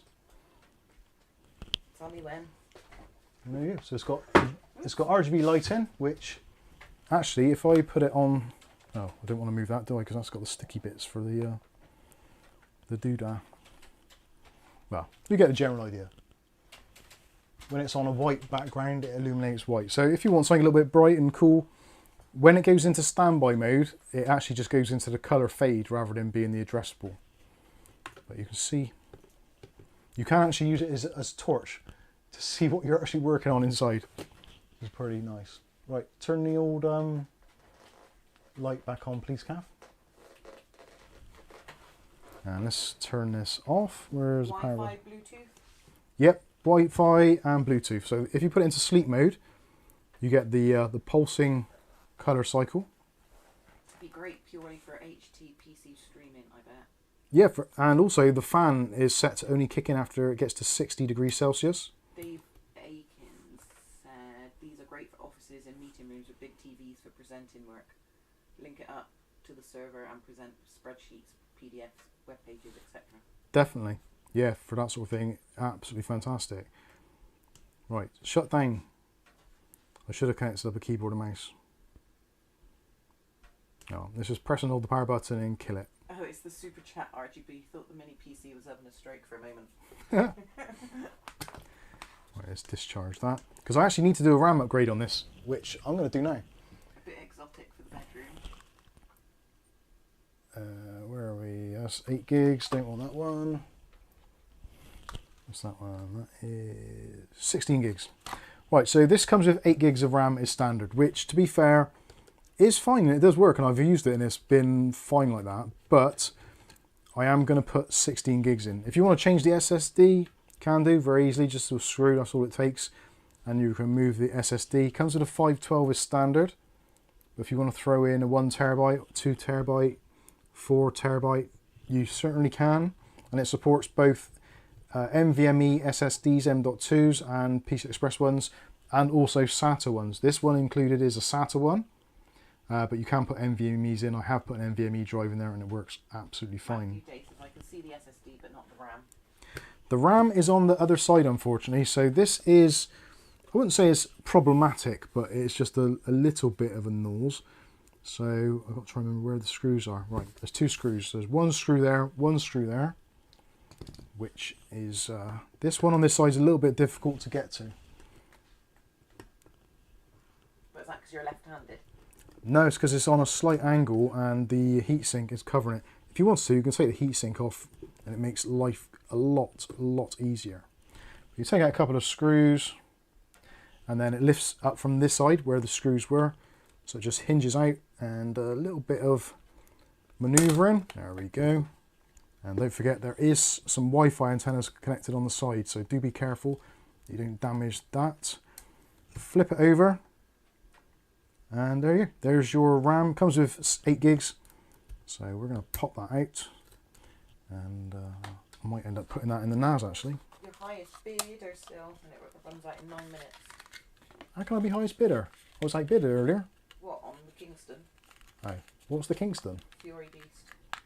How much? You've got it in 53 quid. Have I? Current bid, 50. Oh no, your maximum 49.99. Yeah. You've got 9 minutes if you want to do it. Okay. No? No.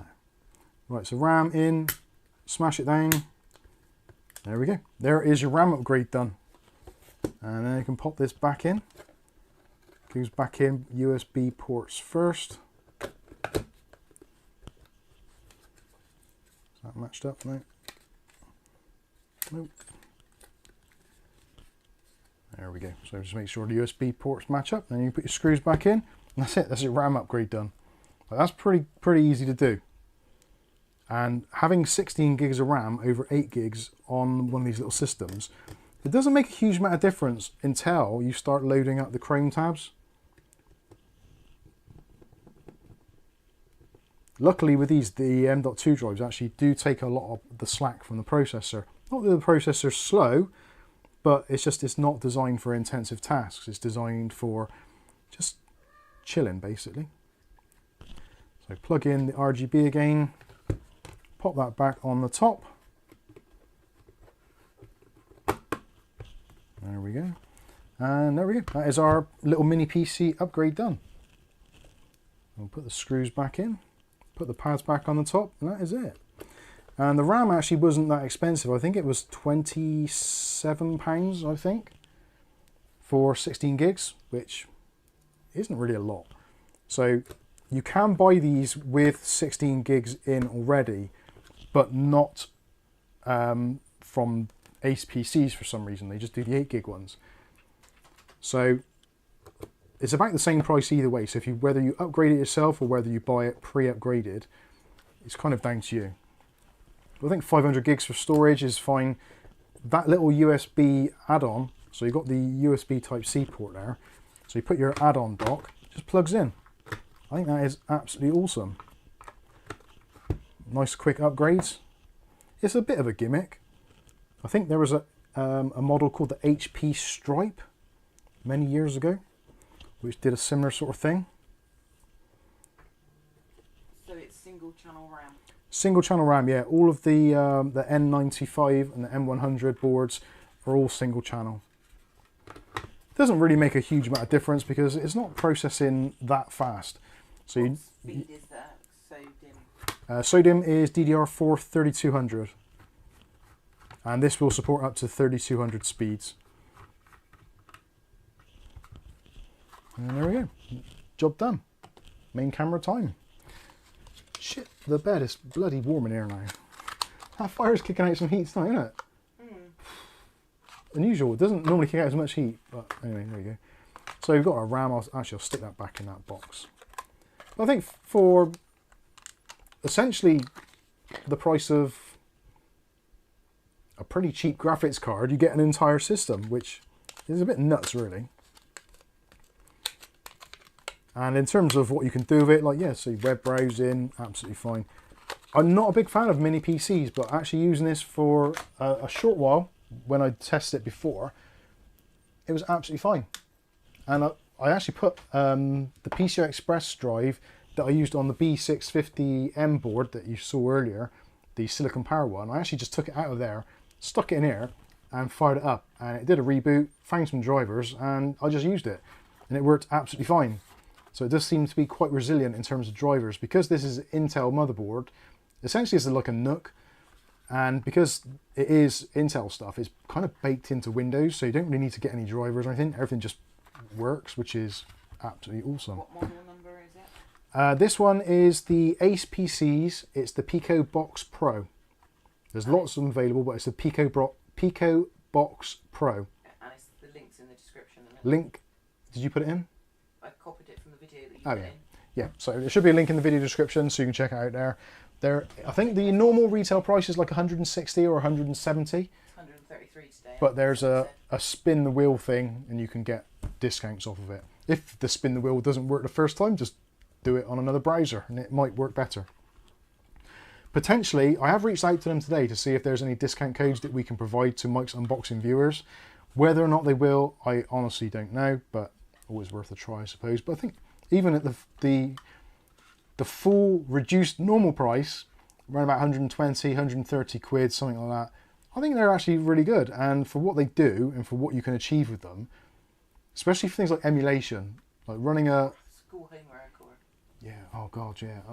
Just basic stuff. The amount of times where when the kids were at school, they wanted to use a computer and it's like, well, there's not enough computers, and they're fighting over who does their homework or who logs on to their school website the first and all that kind of stuff. You get to be banned from Neopets. Yeah. Something like this would be absolutely great. That looks like that's a little bit lower on one side. William asked, will we get a review of this mini PC in the future? There will be a full unboxing. I've done the unboxing. No, I've done the RAM and the SSD upgrade video already.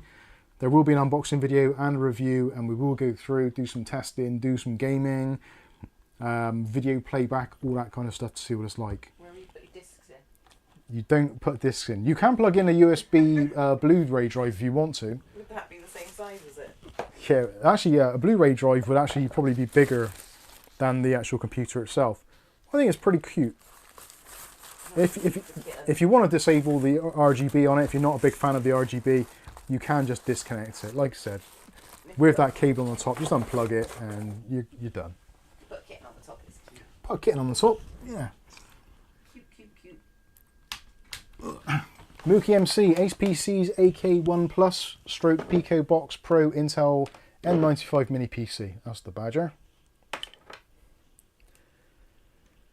But yeah, just for having a little bit of a play with, like, you can get much faster PCs of this type of style, but not really everybody wants that sort of thing. Maybe they've got their own desktop PC for gaming and stuff like that, but they just want something nice which they can just put underneath the TV in the lounge. Power plug. Power plug is...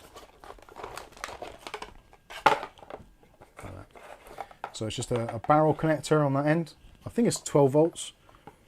12 volts, 2.5 amps, giving out 30 watts. So yeah, it's a pretty slimline affair. Not a huge, massive wall wart. And actually, it's nice to see that they've actually done a proper UK molded plug. Now, obviously, depending where you buy it, they will give you the correct connection for your country. So if it's like the American 2-pin or whatever, you'll get all those kinds of things. Marco T's in the house with 500 RSDs. Thank you for the RSDs, Marco. Live long and prosper. Love you guys. Can I do? Yes, I can. Live long and prosper. What? What's the matter? Kath looked at me as if I was doing some sort of satanic sex ritual then. Not on YouTube. We reserve that for Rumble. We don't, in case anyone's wondering, we don't.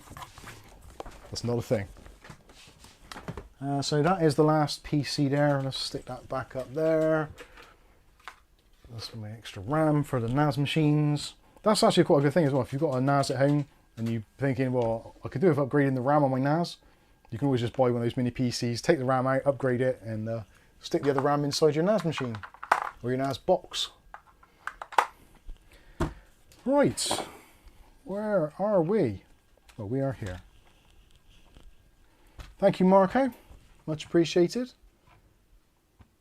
Nick Barnes says a lot of these mini PCs use RAM that is soldered and so cannot be upgraded. Nice unit for the money.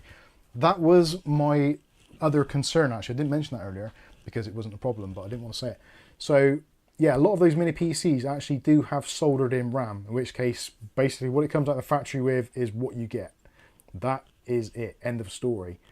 And I've read a couple of reviews online and they're saying that it was soldered, and I was like, oh crap, that's not good.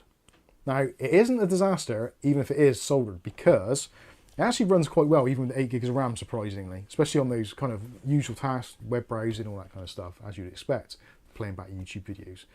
But I watched a couple of other videos and people were taking it apart. I was like, so maybe it does. And I actually, when I first took it apart very quickly when I got it home, I opened it up and all I could see was the SSD in there. And just like Matthew Day pointed out just now, that you couldn't see a RAM. And it was like, oh, F, it's not going to be upgradable.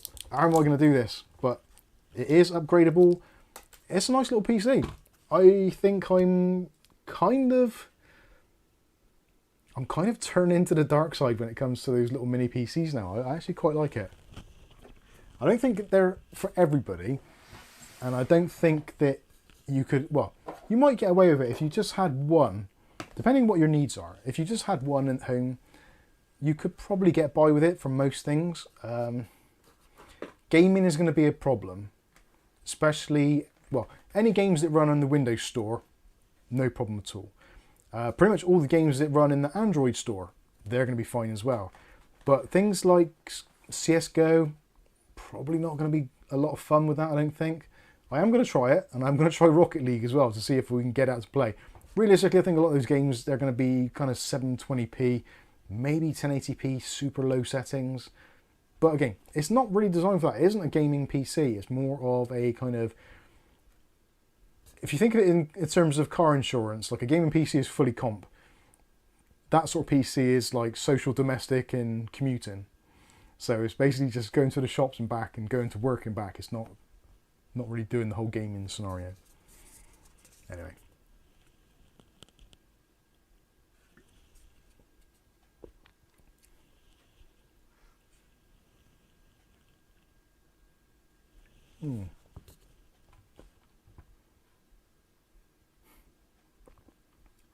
Mike's undead soul stealing. A weird noise then. That was George's chair, wasn't it? Oh, was it? I thought it was something behind me.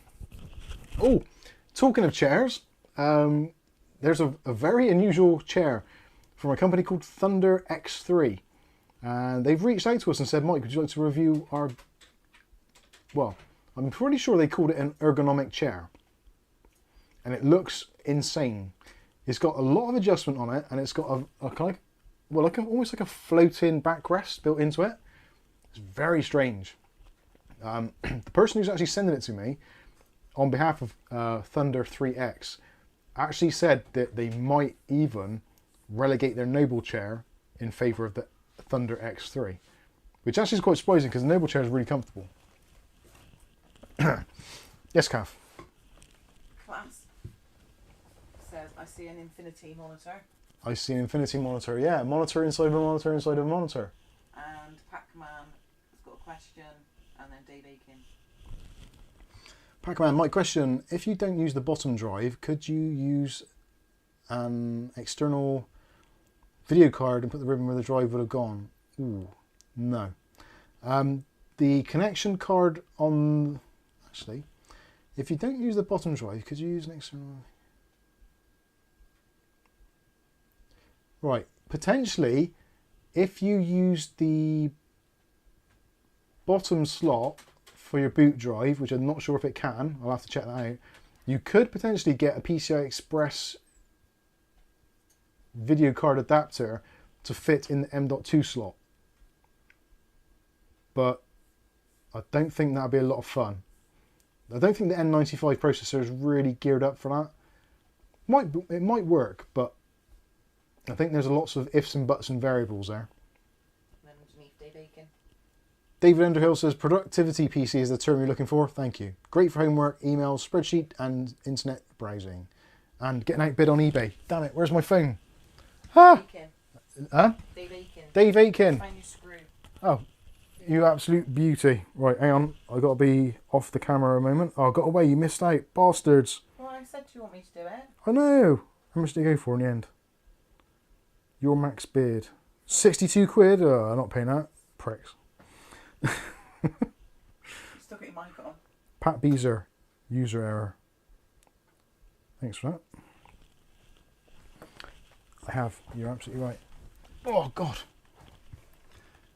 Truck fan, thoughts on AirPods Pro 2 considering getting them buggers? I have, well, not recently, but for the last probably year or more, I've tried to steer clear of any wireless headsets or Bluetooth. Apart from that damn watch. Apart from my watch, yeah. Which, I don't want to be like tinfoil hat wearing, but I still don't really know. Like for a phone, I use it at arm's length really with the speaker on most of the time. With my eyes. Someone's on the phone. I just think that we're swamped with like Wi-Fi and Bluetooth and that all the time. And going further and putting AirPods and stuff actually inside your head, I don't know. It just kind of, I don't say it scares me, but I would be lying if I didn't say I have concerns. I do appreciate the convenience, and especially for things like commuting, keeping your music to yourself, or being able to talk to people whilst you're walking home without having a massive set of banging cans on your head. I understand where people are coming from, and as always with anything which potentially could damage your health or whatever, it's a matter of convenience. And if people find it convenient, then yeah, you kind of, ultimately it's your life, it's your decision, you do whatever you want to do. But well, firstly, I think wired is a better connection anyway, so it's less lossy. You don't have the breakups sometimes that you do get with Bluetooth and Wi-Fi. And yeah, it's just that kind of whole Wi-Fi smog thing. If you're out and about and you're running or something, yes, I understand Bluetooth makes a lot of sense. But if you're in the home, you've got your PC next to you, it's just as easy just to plug the damn things into a USB port or to an earphone port. I don't know. Maybe I'm going into tinfoil hat mode, I don't know. The thing is, like, there's so much Wi-Fi in this room, and every single room, pretty much, unless you live in a detached house in the middle of nowhere and you turn your Wi-Fi off, there's electrostatic fog or whatever they want to call it everywhere. So it's like really hard to escape it. But on the flip side, you don't sleep kind of next to your router, do you? Because that would clearly be obviously a bit of a daft idea. Anyway. But you do sleep next to your phone. Matthew Day says, line the beanie with tinfoil. Exactly. Not a bad idea. And also, yeah, you won't lose your earbuds if they're wired. Very true. That is true. Noise cancellation headphones are great. Yes, they are. I do agree with that. Noise cancelling headphones are excellent. Especially if you're trying to get to sleep. And like a lot of people these days work kind of weird patterns, and sometimes you work at night, sometimes you're asleep in the day. Noise cancelling headphones for that sort of thing are amazing.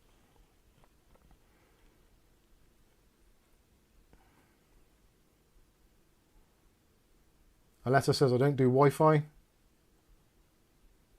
David says I'll have those Wi-Fi antenna back from the motherboard if you don't want them. Actually, if you look at... Oh no, I did put them in there. Damn. I was going to say the motherboard I put in there, I deliberately didn't put the Wi-Fi antennas on, but they are actually on.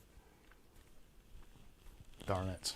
Not that the Wi-Fi... I don't think the Wi-Fi is even enabled. Where's my mouse?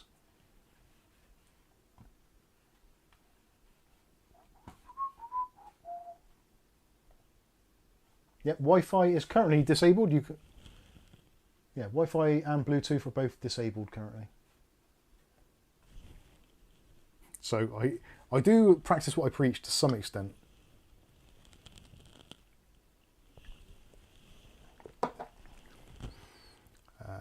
Right. What else were we going to talk about? There was something else I was thinking there's so many things I've got to talk about, but I think I've almost done them. There must be something I'm forgetting. Oh yeah, Colink are releasing a PCI Express Gen 3 ATX 3.0 power supply, which is being called the Regulator. Colink Regulator. And as soon as I heard that, all I could think was Warren G and Nate Dogg Regulate. And I'm thinking, how can I get the Regulate soundtrack into a video without compromising copyright strikes? Sing it yourself. Yeah, sing it myself and no one will have a clue what it is. If you're not sure what Warren G and Nate Dogg's Regulate is, it uses some samples from the movie Young Guns 2, which was out, I think, in '89, possibly. Emilio Estevez and various others. It was basically a cowboy film about Billy the Kid, effectively. Have you watched it? Irie Wolfman says, is your voice out of sync or is my brain fried? Possibly both. Hmm? Mm-hmm. Have you watched it? Yeah. I think I've seen Young Guns and I've seen Young Guns 2. I've never seen them. I think I have. I know Blaze of Glory. Is that from it? Yeah. Blaze of Glory from Bon Jovi, I think, was in the second film. Not sure. I'm getting confused now because Young Guns and Young Guns 2, I think, are basically the same thing. Anyway. Having some fun. David Aiken says, since fitting my Ethernet port to my iPhone, it's been a right nightmare to carry around, especially with my 10-meter cable. You can actually get a USB, well, not USB, it's Lightning. You can get a Lightning to Ethernet cable. So if you want to use your iPhone actually on a cable, wired, without Wi-Fi or cellular, you can do. How cool is that?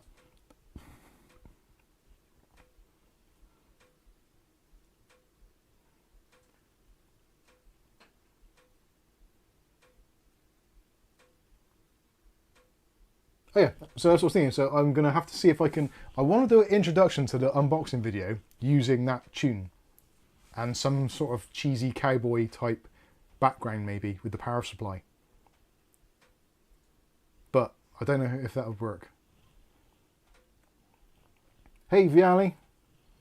So yeah, I'm not too sure how it would work.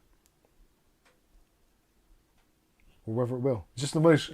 stupid ideas. Sometimes I get these stupid ideas in my head and then I actually do integrate them into videos, but very rare.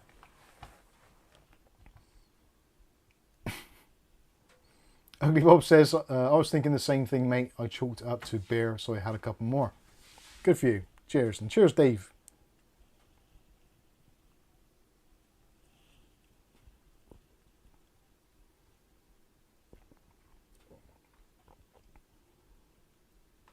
PH says, Young Guns 2 is a peach of a film. Yeah, I think I actually enjoyed it. Much better than the first one. Do you know what? I would have to see both of them again to actually realise which one was which. Anyway, we should get back onto the deals hunting. So, Cav suggested... The Colink thing. Oh, sorry, yeah, Colink. Anyway, yeah. The Power Supply, they're sending that. They're also sending a new case. Looking forward to that. A budget one, about 50 quid, with, I think it comes with 6 fans included. And they're all supposedly PWM and ARGB enabled.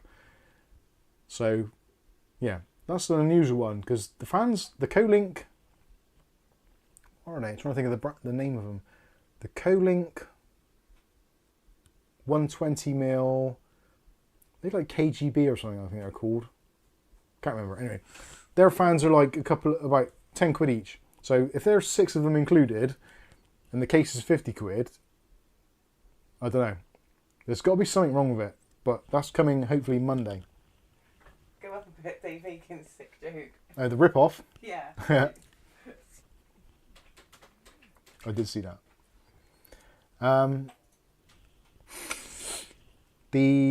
What was I sending? So yeah, new Co-Link case, new Co-Link power supply. Oh, that was the other thing. A new water cooling system. They've got a new water cooler out, which is be interesting to see. Not that I don't have an absolute plethora of water cooling equipment here, but it would be interesting to see because there's always somebody doing something a bit different. Do excuse Kath, she's eating. I think someone's nicked them, Mike. What? Some of those malted milks. Don't know what you mean. Because they were really tough to get out of the packet and there's only 2 left in there now. Yeah. Ugly Bob says new water cooler. Yes. Cooler. I can't think even what it was called. It was the Ferris cooler. Co-Link Ferris Cooler's Day Off. I don't know. Oh. Right. Some people have been saying that Kaiser Solo actually says you have to be quick with those discount codes. They don't work. So I think I've got a sneaky suspicion that AliExpress have been slightly overwhelmed with those discount codes. Now, they are supposed to last. I think it was until... Where is my window, which I opened? No, that's not gone well. That's on the wrong screen.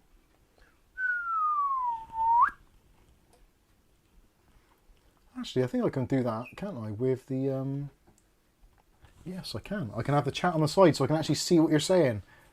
Amazing. What is that? That sounds like a cat. One of the kittens, but I think it's Otis. He's awake, and the others are asleep, so he's trying to wake them up. Otis has been a dick. Desktop Get a screen. leg on your foot. There we go. So there you go. You can see the chat as well. So AliExpress 7500F You're right, Bobby. Ryzen. You have a little break, baby. There we go. I think Candy was leg on his little leg. Ryzen 3 4100. Amazing. Why does this not look anything like what I saw earlier? They can't have all sold out already. Oh, there we go. So £141 currently. So let's have a look at that. And so you should be able to get some discount on that already. So let's add that to cart.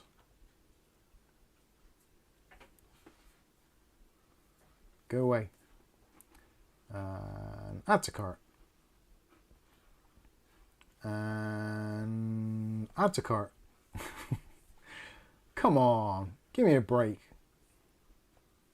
And add to cart. You shithead. Oh, it has ordered. It has done it. Okay. So, your exclusive price. Check out. Is it going to let me check out? I don't think it is it? Because I need to be logged in. If I log in, it's going to show my personal details. Oh my Come goodness. off and then sign in. Mm. And see what details, wherever you can show it or not. Okay, I can do that. Right, let's go back to main camera. But you won't be able to talk on the main camera because you won't be able to multitask, I'm afraid. Yeah, I struggle with that, to be fair. Right, let's have a look. AliExpress. Ali. Now talking about Wish, I wish I actually got what I ordered, but I don't use Wish anymore, but I used to use it a lot and I always got everything I ordered. It was all perfect. It wasn't too bad actually, was it? Or big or, well, it was a little bit on the small side in clues, but I just ordered large. I've made the mistake now of adding this processor to my basket. Right, let's, yes, cookies. I love cookies. Give me cookies. Right, $129.99. Free shipping. Add to cart. Oh, I'm not logged in again, am I? You Bloody fool, Michael. Ah, now I'm logged in. What's going on? What's all going wrong, Kath?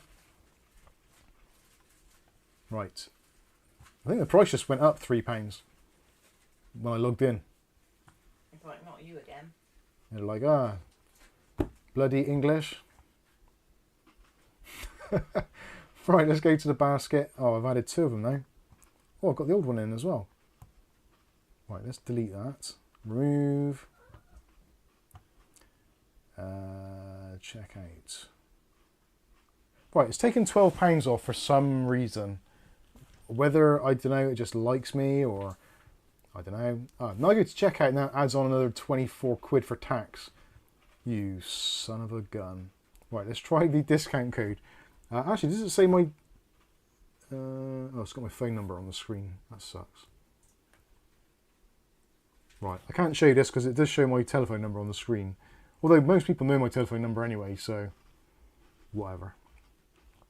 Right, so there's... if you're spending between £5 and £100, I think the discount code is 11TO11. If you're spending up to £200, I think the code is 12TO21. And if you're spending up to £300, it's 15TO51. I think. Ugly Bob says I got your number from the toilet wall. And K's are solar above? I think you can get codes via your account under vouchers. Aha! Account and vouchers. Both of those things we appreciate. Your number, 1-800 Baldy Guy. 1-800 Baldy. This coupon code is for single use only and cannot be used here. You mother effer. Right.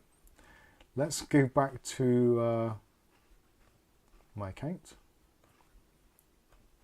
Do do do do do do do do.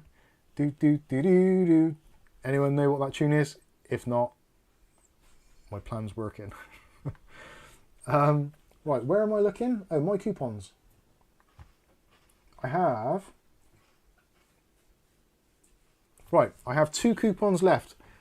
Orders over £80, I can use 11OT11, which saves me 12 quid.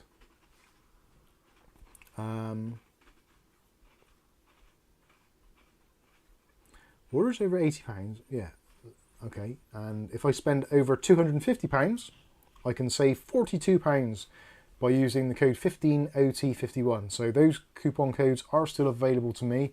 Sadly, I've already used the other one. I wish I'd have bought 2 processors now. 2 7700s would have been absolutely friggin' awesome.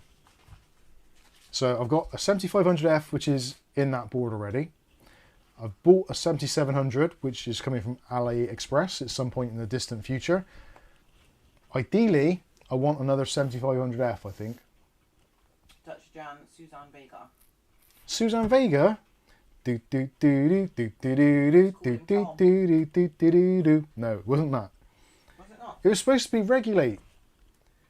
Right, let's get myself banned. Copyright for that then, would you? No, I definitely wouldn't. I thought it was that. Jake Warden, no codes work for me, just £3 per £15 auto takeoff.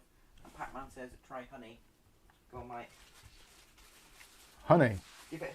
Great, it'll be a funny little spot. Yeah, I could be into it. What's that? One-time casual. It's an advert. I was talking about. You'll get a copyright. I won't get a copyright. Because I'll go la la la la la over the top of it. Come on, adverts. Whose turn is it anyway? Am I going to get paid for this advert? This is Warren G. Regulate. This intro bit is from Casualty. Young Guns 2. Can we Shazam Mike singing? Right, that's enough. That's enough to get me demonetized. Actually, I'll turn adverts off so I can't get demonetized. That's worked out well. Ugly Bob Shazammed you and it said it was Amy Winehouse. Great, I sound dead. We have got bleeding between the toes though. This is true. Okay, right. I need to buy some stuff. Right, use now. Is that going to work?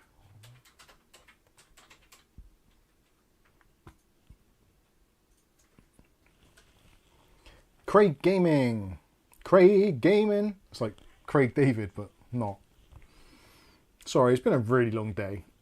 It says, I'm after the Ions KZZ case, none available at the moment. I think I got one under the table. I can't even read what that says. My eyes are terrible. Doesn't say on this side, it says dual dynamic advanced. What does it say on the other side, Kath? I can't see. You've got eyes like lasers. I haven't. I've got awful eyes. Awful eyes, robots in disguise. It's the middle case. Oh, wasn't it? Oh, that's not a case.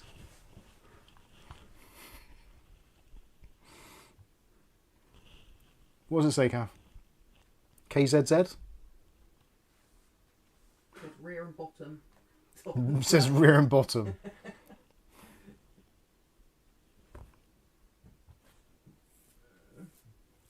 Dual dynamic advanced.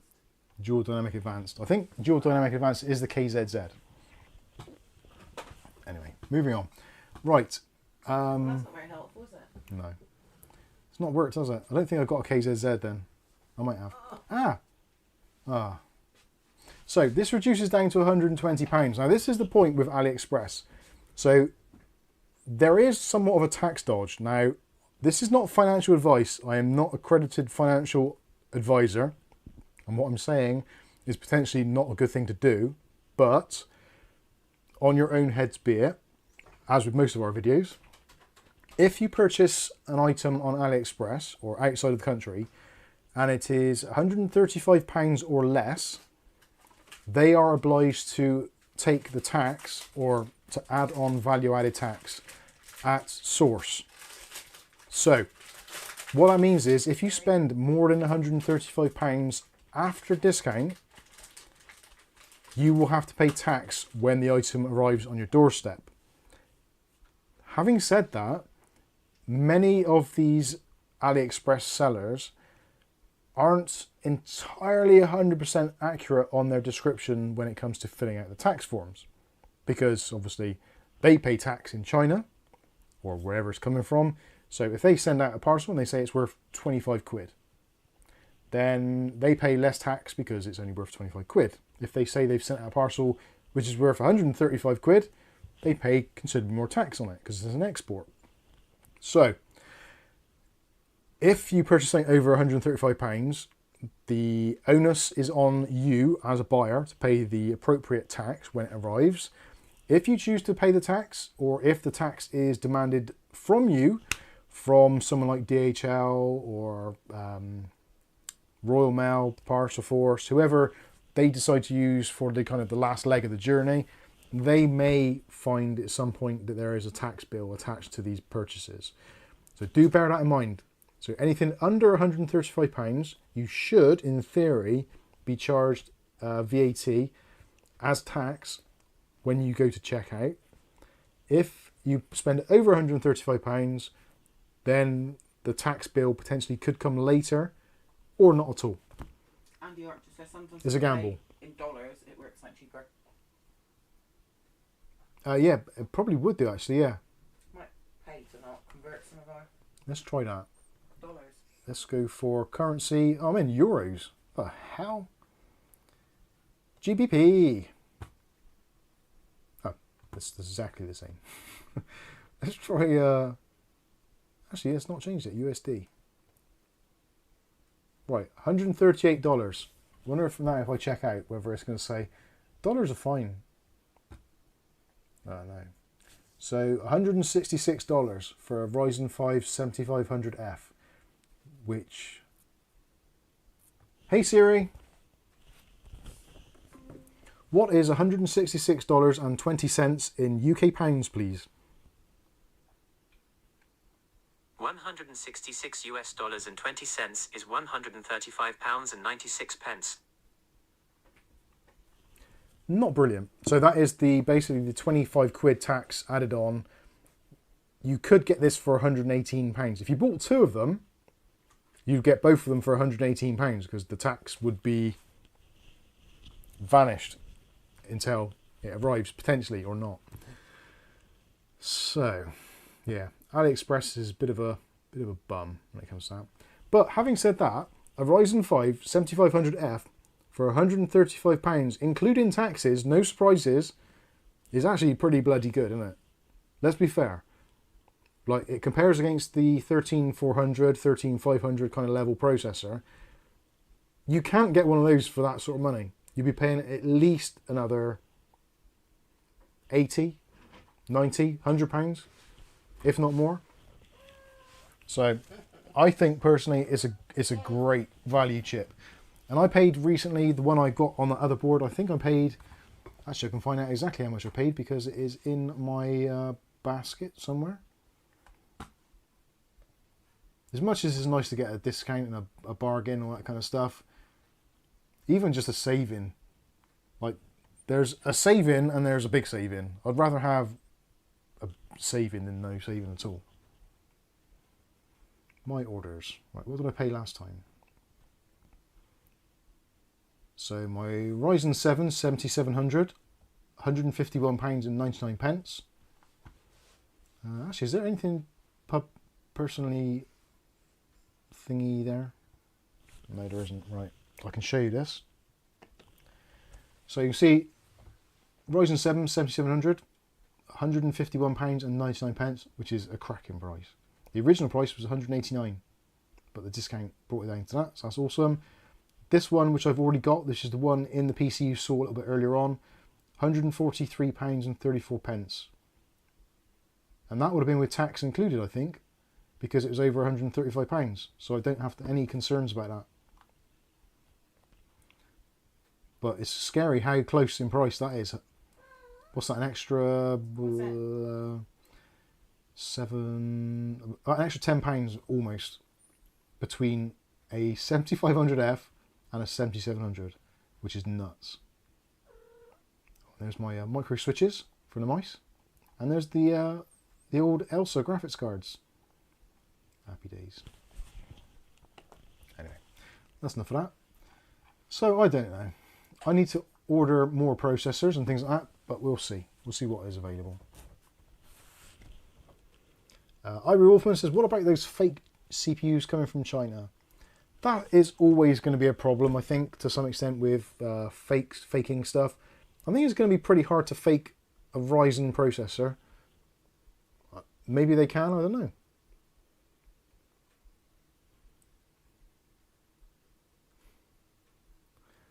Kieran says, Mike's Unboxing, show us how to use the AM5 silicon implants. I actually did earlier in the stream. I actually fitted one of those live.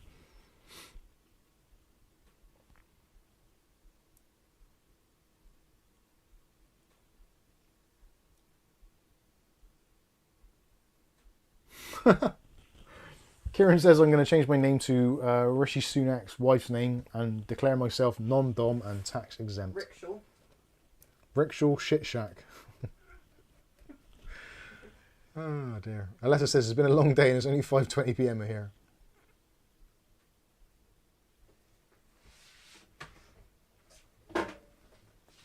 PH says the video for Regulate shows scenes from a movie with Tupac called Above the Rim, as well as sampling a bit from Young Guns, not Young Guns 2.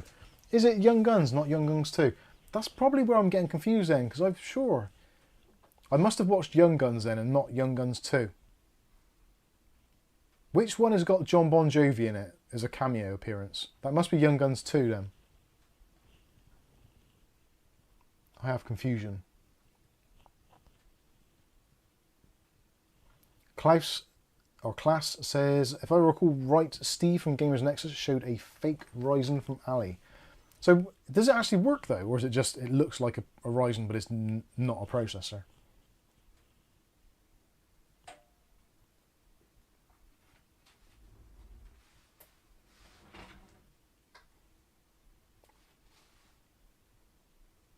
Interesting stuff. Right, I think we have pretty much exhausted everything. If there's any last minute questions that you have, please let us know now. And I think we'll wrap this one up a little bit early because I think I've exhausted all the stuff. I was really hyped actually to get some bargains tonight, but it's really hard going. It really is tough going. If you're trying to actually make a living out of flipping PCs at the moment, it's really hard. And Stephen, if you're still in the chat, my hat comes off to you because you're just knocking them out of the park. You really are. Laptops, PCs. That's Stephen Bear, for reference, and he has a kind of a bit of a shop on Facebook Marketplace and Facebook. Laptops, PCs, and stuff. Good stuff.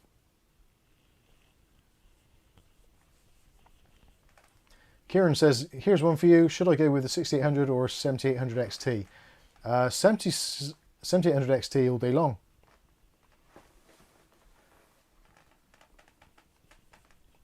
For nothing more than really better RT cores, newer architecture, and it's going to be faster because it's the XT. 6800s are good. I feel slightly underwhelmed with my 6800, I'll be honest. I think I was slightly spoilt because I had the 4070 Ti in my PC before, and then went to a 6800 because I had to send it back to MSI, the other one, and it was like, yeah, it feels like there's something missing. I don't know what it is with AMD. The graphics cards are good, but it just always feels like there's something missing. And I can't really put my finger on it. I used to really love having an AMD graphics card, and I felt quite proud and privileged to use AMD graphics cards, but I think the more I use my PC for work and for making videos and just general stuff, it's like Nvidia are a pretty hard act to follow. I hate the way that they treat the market, and they kind of tread over everybody, but they do make some really good graphics cards. It's just a shame they're assholes.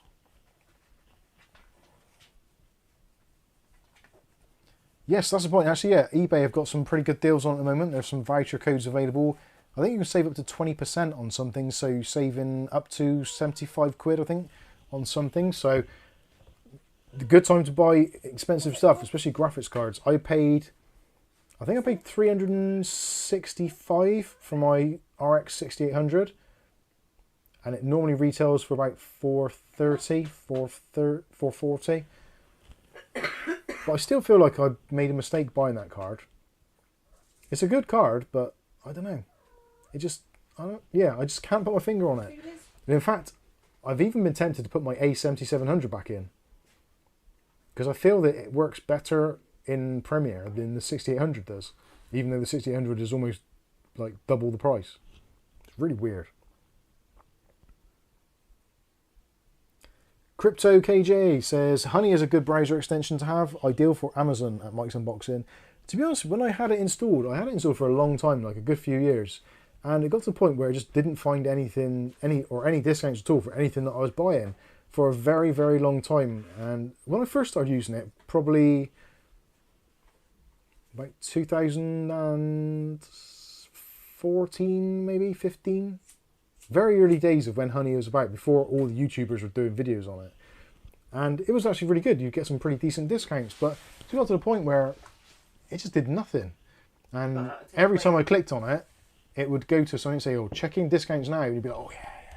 And it'd be like, sorry, there's no discounts for this. It's like, oh. And they get all your affiliate links. And also, yeah, they destroy affiliate links for all creators. So if anyone ever watches a video on YouTube and you think, right, I'll help out the creator and I'll use their affiliate links to try and give them a little bit of a backhander. If you use Honey on your browser or any of those types of things, then it essentially wipes out. It So, gives it to Honey. yeah, Honey gets the money, unfortunately. Which is cool. If Honey's going to save you money, use it, it's fine. Most YouTubers are getting money from elsewhere anyway, from revenue. And to be honest with you, Amazon affiliate revenue is so low these days that it's not even funny. We quite often go through our Amazon affiliate link sales to see what's gone through. See if there's any kind of products which are gaining a lot of traction or very popular, which we haven't done, but are being bought anyway, but using the affiliate links. And somebody the other day bought a iPhone 15, and that was, what, £900, wasn't it? About that? Yeah, because they take the VAT off before, don't they? And what was the commission on that? It was like ridiculous, wasn't it? Was it good or bad? There's one which was bad. Wasn't it? I don't know. I can't find it really now. Yeah, the commission I think was like 1% or 0.5%. So normally with like Amazon you get maybe anywhere between 1 to 3%, sometimes as much as 5 depending on the category. Sometimes 10. Yeah, sometimes even 10. Used to be 10, not now. But for the iPhone, I'm pretty sure, even though it was like a £900 sale, I think we got like £3 or £4 commission, which is like, it's still better than nothing. It's better than a kick in the teeth. But considering the amount of work to go through to find links and put them in the videos and stuff, and then they change the links and stuff, it's a really hard thing to keep on top of. So you don't really make a great deal of money on it. But some things are really good. There was something else that somebody bought. What was it they bought? Some NVMe or something, wasn't it, I think? No, there was something which was like non-PC related, wasn't it? And it was like, we got more commission on that. Oh no, the chairs we used to get. Oh yeah, yeah, like chairs, furniture. You get really good commission on that. You did. It's really weird. It used to be 10% now. PH says I use camel, camel, camel. Yeah, I use that. I like camel, camel, camel. Pretty good.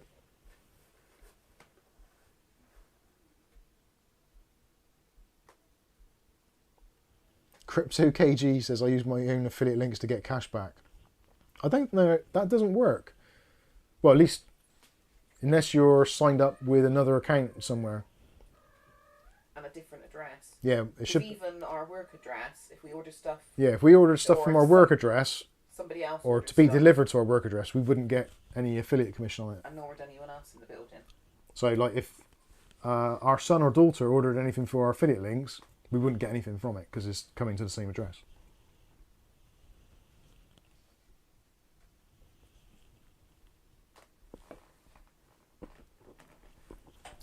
That's more than Ireland got from Apple. Yeah, true.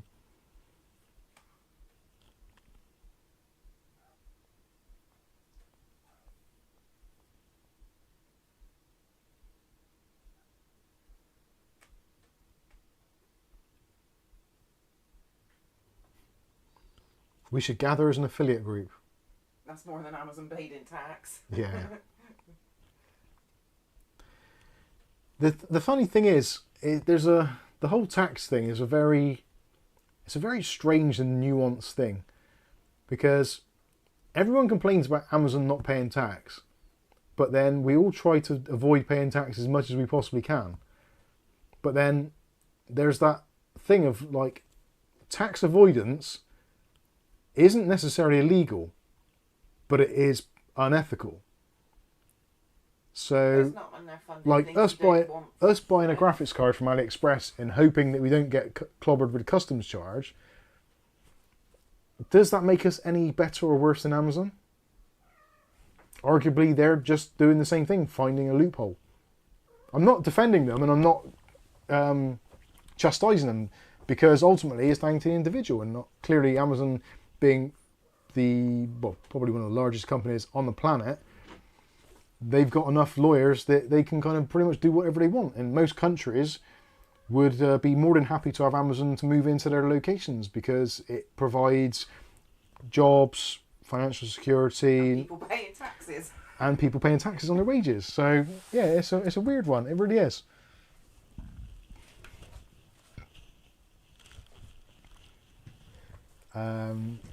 Crypto KG says, do you have $1 billion to pay tax? They earn it, they should pay it. Well, I think that's the thing, is tax should be equal for everybody. It should be a level playing field. On Amazon here, yeah. But we pay tax on Amazon. Yeah, we pay tax. So we pay tax on Amazon. If we receive a payment from Amazon, as in an affiliate commission, we pay tax on that to His Majesty's Customs and Revenue and Customs, HMRC. So when we do our tax return at the end of the year, No, even if he pays tax on his products, I think. Who does? Hugh, wasn't it? There is tax on Amazon here. But yeah, we pay tax on everything. Pay tax, yeah, Amazon themselves don't. Yeah. Bob says HMRC is ass-ho. It is, very much. David Underhill says GST is flat at 10% in Aussie land. Well, sales tax here, or value added tax in the UK, I think it's 20%, isn't it? So it's 20 or 25? I'm sure it's 20. Yeah, so we pay 20% tax, but pretty much all retail stores in the UK display the inclusive tax price. So you go around shopping, you know exactly what you're paying for. You don't get those kind of surprise things. There are some websites where they show the ex-VAT prices, So some businesses, if you're VAT registered, you can claim the VAT back against your business taxes at the end of the year. But we're taxed on what we earn, we're taxed Yeah. on what we buy, we're taxed There's on tax what on we everything, save. yeah. We're taxed for living in They a I think they house. worked out for every £1 that you earn in the UK, You get like 20p. that's taxed to, essentially you get 20p out of it. So work hard. Capital gains is the worst one. Why am I paying for earning money? Yeah, capital gains, I never quite understood that, because I was given the choice, I think, when I was running a business. Did I want to pay capital gains tax, or I could choose to pay people as a, what was it, a No idea. director's loan.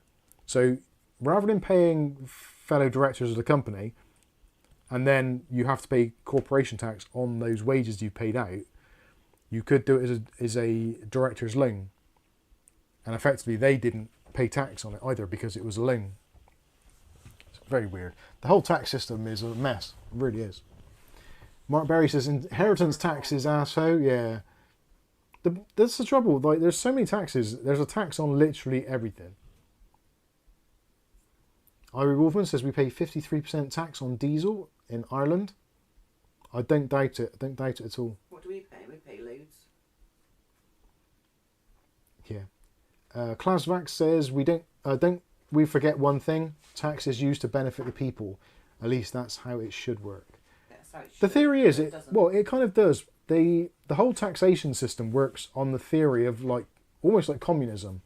So you tax the people that have a lot, so you can give to the people that don't. So the tax goes into a pot. That tax then goes to fund things like social what's it called? Like dole payments. If you're out of work, they give you money. Social security, that sort of stuff. So the theory behind it is sound, but it generally doesn't work that way. So But your there's council always the tax- middle people in the council that kind of fudge the tax money a little bit, and they use a bit here and a bit Yeah, there, but and if you pay council tax, that doesn't go to your local council. That goes to central pot. central, and Yeah. then they use it wherever. So it's not even your local area. Yeah, it's all bad. It's all bad. Hey, Kenny D.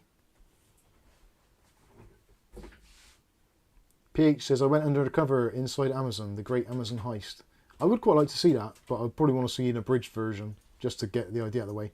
I'm pretty sure I know what it's going to be. Like, it's not going to be great. And they also pay themselves for years after they don't bother working anymore. Yeah.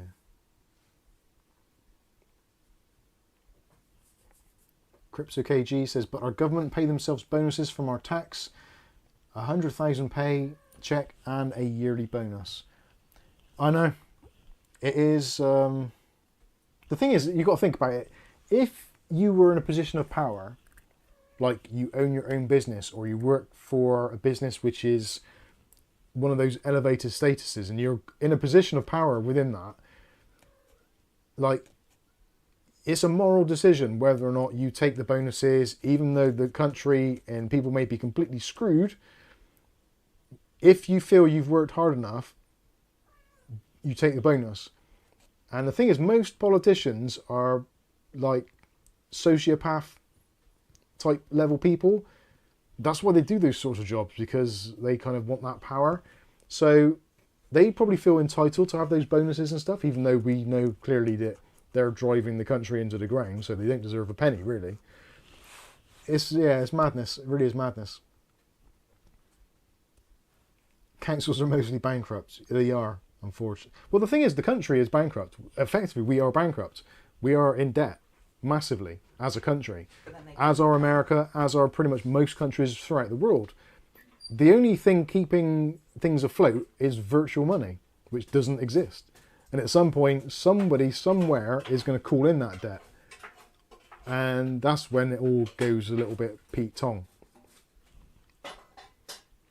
Bob walks away quietly whistling. Yeah. Politicians are failed businessmen.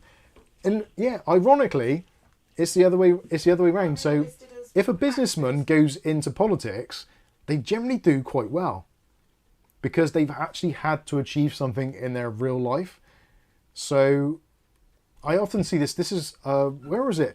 It was a phrase from Ghostbusters from 1984, and I've never ever forgotten this, and it makes sense even to this very day.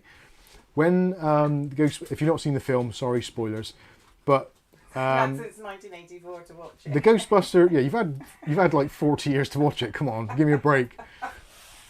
The Ghostbusters, before they were Ghostbusters, they are basically a college. They're doing their doctorates and etc. and PhDs, and they're on a campus.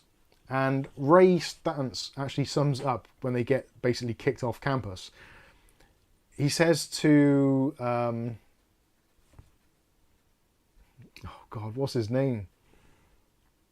The Bill Murray character, I can't think of his name. That's annoying. He says to him, you don't know what it's like on the outside world. In the college, we can do stuff, they give us money for nothing. In the real world, in the public sector, in the private sector, they expect results. And that is like exactly the key thing. Like if you're in the government, and we experience this in the BBC, because it's basically a publicly funded place, much like the government, they don't really have to do anything or provide any specific results. It's basically like, there's a ton of money, this is what we expect you to do, and what we want you to do, but kind of if you don't do it, well, we'll try again next year. And that's kind of how the government works, is like a load of money goes shoveling in, they all argue amongst themselves and get nowhere, and then after 4 years you vote them out, and then the next lot come in, and basically argue with the other lot again for another 4 years until their term is up and they just switch places and basically nothing gets done. And either the poor get richer and the rich get poorer, or the rich get richer and the poor get poorer, depending on what happens during their time in power. No one wins. Somebody loses every single time. There's always going to be a loser. Not them. Whether it's going to be the poor people, whether it's going to be the people in the middle ground, whether it's going to be the rich. There's always going to be one. Mookie MC says it's all an illusion. Yeah. It is, very much so. Ira Wolfman says basic pay for government in Ireland is €107,376. Average wage is 45k, but minimum wage is 23k. Yes, but what you also have to factor in as well, if you are a government official or employee, MP, whatever, you also get expenses paid for as well. Which is like, most normal people who work in a job don't get expenses paid for. And you get your dinner every day. Yeah. 3-course meal. Thank you, Bob. Ray. No, Ray. Ray, Egon, Spengler. Yeah. You're right. It's been a long week. Mark Barry says, too busy claiming expenses. Yes, exactly. Stuart Cleary's coming to €5 and says, the song from earlier you were humming was Tom's Diner by Suzanne Vega. Sorry if someone already got that. It wasn't supposed to be Tom's Diner. I did that after. It was supposed to be Regulate by Warren G and Nate Dogg. But we all thought it was Tom's Diner too. Dr. Peter Venkman, Bill Murray's character. Thank you, Joe. Great film. Show some appreciation in the chat if you love Ghostbusters, love the film. Click on the heart if you can see the heart. Or just put heart in the chat. Just put, ooh, he slimed me. There's so many things I want to say about that. Bob thought it was Enya. I've got some Orinoco flow going on. Currently 5 degrees and mostly cloudy in Bristol. Who you going to call? Mike and Kath. Ooh, he slimed me. That's what Bob's missus says. Sorry, Bob. Aletta says, never saw Ghostbusters. Wow. Ghostbusters is actually one of those few films that the directing is actually, like Ivan Reitman, or however you pronounce it. As a director, he does a fantastic job. Really does a good job. He also directed, I believe, Groundhog Day. And the direction in that is fantastic. Kaiser Solo says, busting makes me feel good. Oh, yes. How does a ghost bust? Good point. Joe Barnes says, Ghostbusters Afterlife made me cry at the end. A must watch. I actually didn't think I was going to like Ghostbusters Afterlife, but I did think it was good. And I didn't tear up, but it was a very nice ending. And that film got a lot of flack, but I actually quite enjoyed it. Put my hands up. And I'm a big fan of the 1984 original and the 1990 follow-up. Not so much of the later one, although that was enjoyable.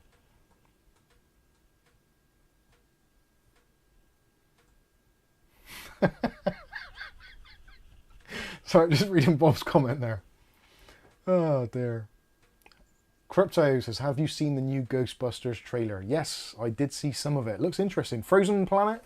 Or is it Frozen something? Can't remember what it's called. Yeah, Ghostbusters Frozen... Oh God, what was it? I can't remember. Someone's going to have to tell me in the chat.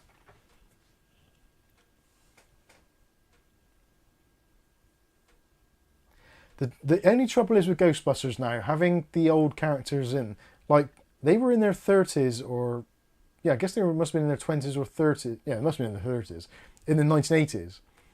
So, like, they're getting on a bit now. And it's like, a bit like the Matrix, the new Matrix film. Keanu's still Keanu, and he's still cool, don't get me wrong. But when you look at the original Matrix and then you look at the new one now, it's kind of weird to see characters that you remember and grew up with, seeing them much older.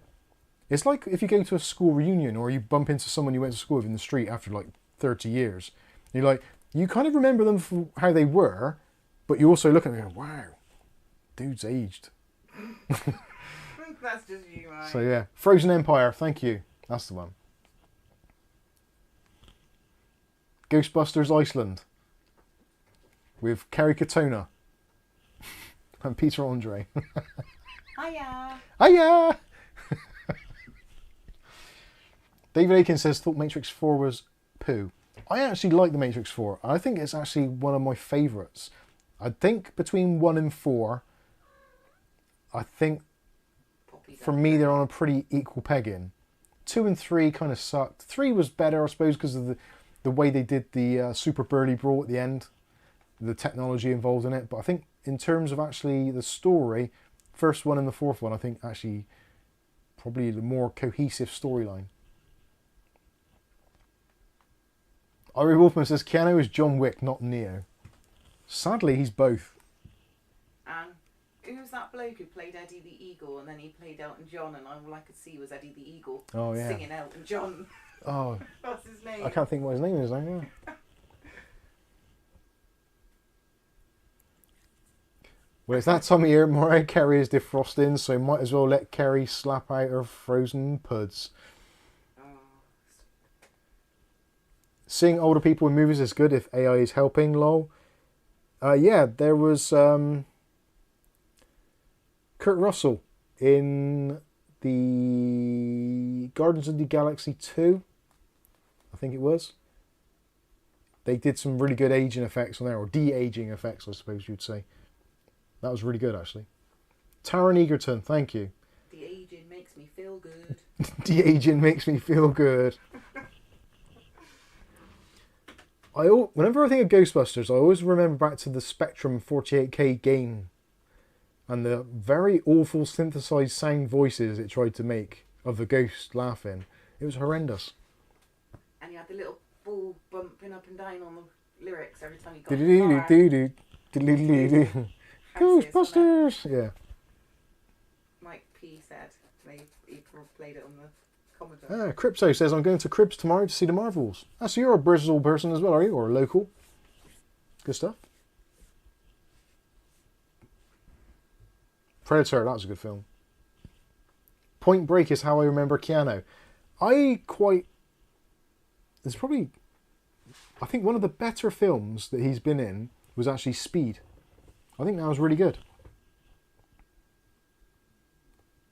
Ah, Crypto KG, UK Miners Club, Western Supermare. Gotcha. We were down in your neck of the woods a couple of weeks back.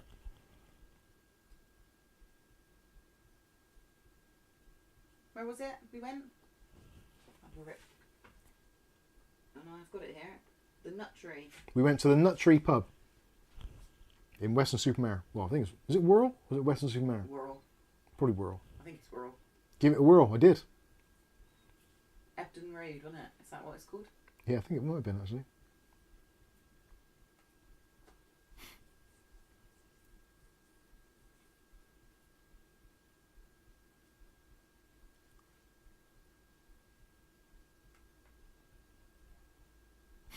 Donald Trump is the Terminator.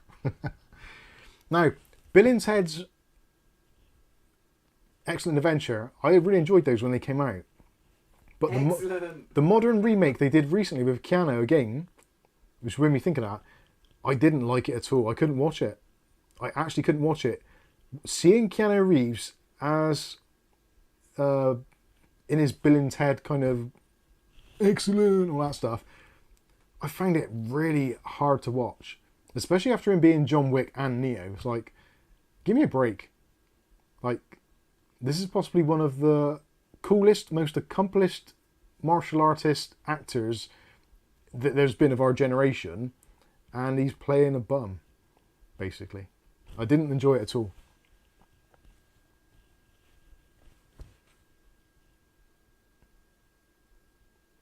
Joe Barnes was born in Western Supermare.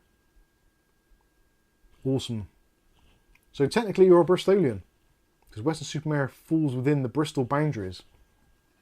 Cheers, Bristolian.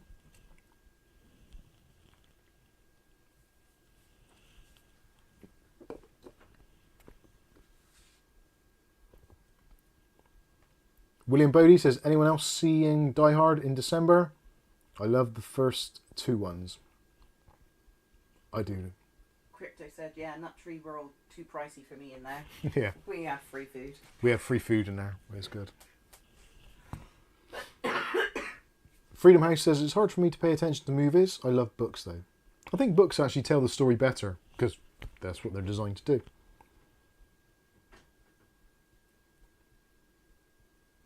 Crypto KG says, BS postcode, so yeah, but actually North Somerset, not Bristol.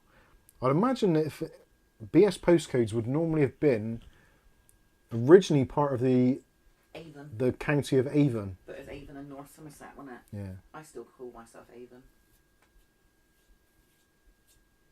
Because I can't. I've never seen A Christmas Carol. I don't. I want to save the planet, but not type in South Gloucestershire. 4 characters uses less ink. David Underhill says, remember that due to the time zone differences, November the 24th in Australia land is November the 23rd. My 69th birthday is on the 23rd. Well, happy birthday for them. One of the groups I'm in, they call it Tomorrowland. Tomorrowland, yeah. And Yesterland for us. The new Bill and Ted with the 2 girls was an abomination. It was. I could not get through it. I really couldn't get through it. I like Bill and Ted films in general, but I just find it very, very hard to get into. They found their car yet? O'Reilly says, I am technically a Southmead maternity baby. If I recall what my mother told me. Southmead maternity hospital. Yeah, that's same as Kath and me. Not me. No. I was born there. I know. I was born in Southmead. I was born at the bottom of my road. Crypto says, showing your age, Avon. I remember when we had 4-digit phone numbers. Shut up. That was absent. Absent 4312. They really did, didn't they? Yeah. We didn't have them though, did we? Yeah. When? Well, just before we were literally on the cusp, so I think it would have been. I think the 4-digit numbers went away. What, 82, 81? Where to? Not in our area. Yeah, down in Bristol. No, because my granddad had his business back in the.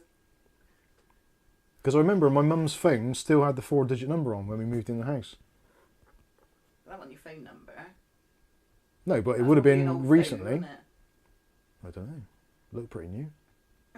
Didn't have any bite My marks on it. granddad's business, he never worked as long as I was alive and remembered, but on his business note headed paper, it had, I think, a 5 or 6 digit number. Riley says he can't remember 4 digits, but he can remember 5 digit. Yeah, ours might have been a 5 digit then. I think it was a 5 digit actually, saying that. Truck fans back? But can you remember my phone number? No. You're rubbish. I remember yours. What, your old house? Yeah. Well, I don't want to say it now because if it's wrong and it's someone else's number, I'm giving out someone else's bloody number, aren't I? Does it start with a 5? Yeah. They all did. Does it have a 7 next? No. 5 6 3 4 9 8. That was one of those dirty chat lines. No, it wasn't. Whose was that? That was. So, yeah. Who was that? Let me write it down. 5 6 3 4 9 8.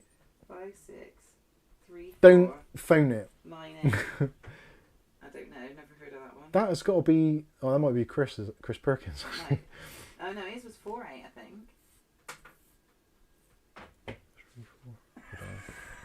We'll phone it later, find out. Hello! Is there any walls It's me, there? Mike! Can you remember me from 30 years ago? Ah, dear. Yes, give out a random phone number. There you go. I didn't give out the prefix to it anyway. It doesn't take much to look up Bristol, does it?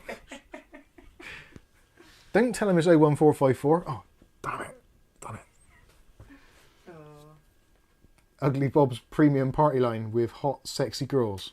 What was it called? There was one, wasn't there? Friends just waiting for you. William Bodie says, I'm drunk now. I'll use that number and play some polka to them. Oh, dear. Excellent stuff.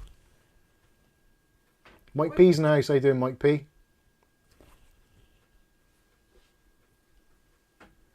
Freedom House 1984 says, wow, I didn't have a clue phone numbers were only 4 digits. Yeah, they're...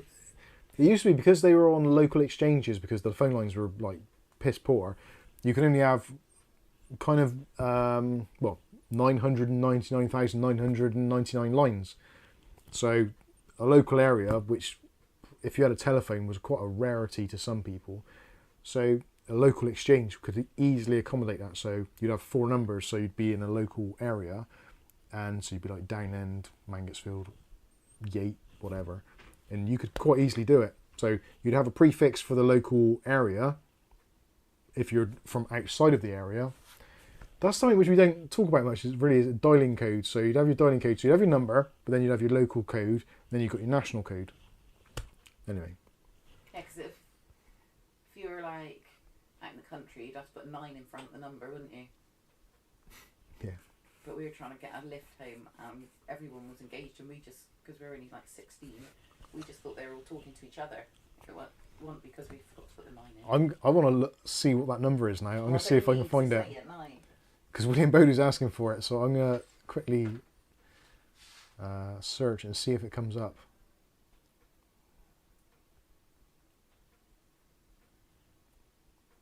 I don't know, it doesn't return any searches.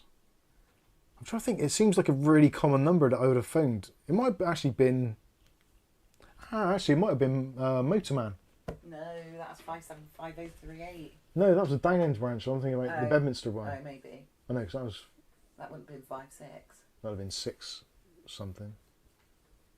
And then the local Maybe Chinese it might have been was Broadmead. 575299. Yeah. Oh dear. Telephone numbers. Awesome. Can't believe we're going down there. Party lines, yeah, they were great, weren't they? If you watch TV, if you're like a teenager in the 80s and you watch late night TV, as soon as after about 11 o'clock-ish, you'd get adverts on for party lines. So you could phone up an 0898 number or whatever it was, or like a premium rate number, and you could talk to like-minded people. And they would show you on the advert, like all these people that had just come out of like a nightclub, all looking really cool and fresh, with their like nice clothes and their great hair and all that kind of stuff. And you say, yeah, I really want to talk to those people. They look cool. And then you phone them up and you're like, right, how you doing? Hiya, it's Kerry. Hiya, it's Kerry Katona. Do you want some puddings? Check out my table. Oh dear. Crypto. Oh my god, I loved Motorman in Benny. Mike still works for him. I still work for Motorman, or Motor Parts as it's known now. But the Motorman in Bedminster's long gone. Strike up the music, the band has begun. Boom, boom, boom, boom, the Pennsylvania polka. Most people probably won't know what that is, and I definitely won't get a copyright strike from that. What about the talking Who's troll? deleted it? He's retracted a message. William made me look like a lunatic now, more so than usual. Ugly Pop says priest chat. Crypto says I used to buy all my mods in there. They really knew how to find bits. Yeah, I work for Motor Parts in Downend, which used to be Motor Parts Downend. Motorman Downend. It's actually one of my first proper paid jobs after I left school was with Motor Parts or Motorman in I Downend. still call it Motorman because it annoys Mike. And then I went around and did loads of jobs everywhere else, all over. And kept going back. And then I kept on either leaving or getting fired and going back. Good fun. I think I got fired Well, the first twice. time you Once? washed your trousers and you didn't have Twice. any trousers to wear, so you didn't go for 6 months. Oh yeah, I did get fired once and I left 3 times, I think. I can't remember the second time. Good fun. Where did you get fired from? Downend. So that must have been the second time. For the trousers, that wasn't it? I know, you just never went back for 6 months and then went back in and said, Oh you yeah, still that's need true. me to work Actually, here. no, tell I think, no, I've never been fired from there. I've never been fired. You just went, left it for 6 months and then Yeah, went back. just didn't didn't you? go in. And said, do you still need me or something? And they're like, yeah, start tomorrow. William Bodie says, I got the song, it's from the Andrew Sisters. The Pennsylvania Polka. Is the Pennsylvania Polka a real thing?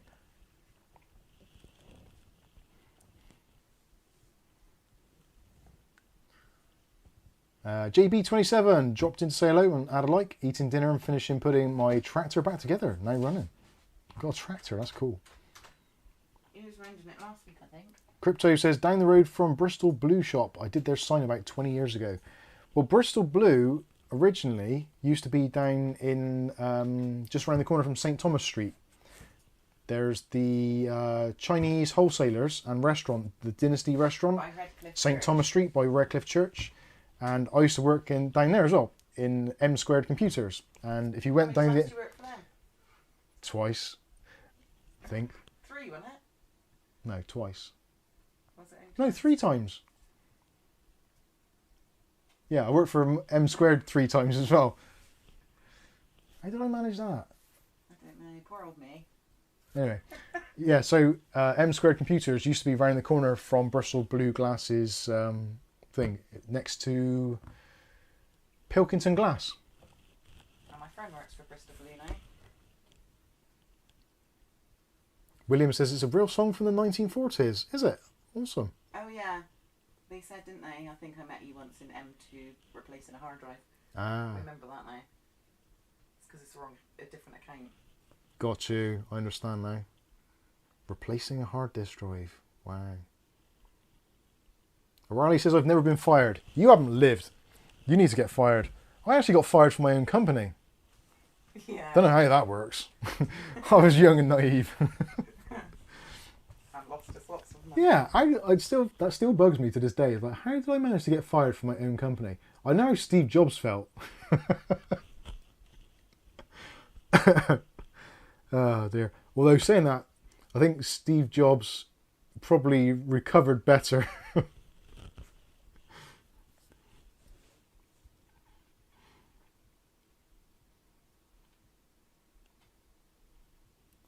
Clive says you need to have had work before you can get fired though. True.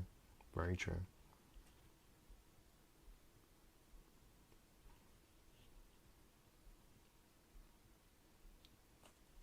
Yeah, that's nuts. Nuts. Absolutely nuts. And you got fired from Citron. Oh yeah. Did I? Did I get fired? You got sacked, yeah. Did I? They had a YTS kid in, didn't they? And Oh, they realised that they yeah. could pay him a lot less than you, Bastards, so they yeah. sacked you.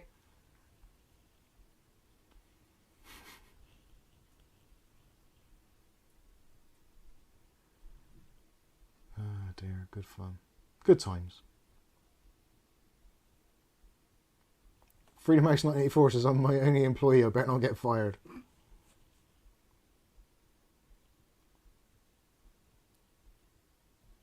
Yeah, I was a director in a company with a couple of other people. They weren't really people, were they? Well, They were. Was it two other people? Yeah.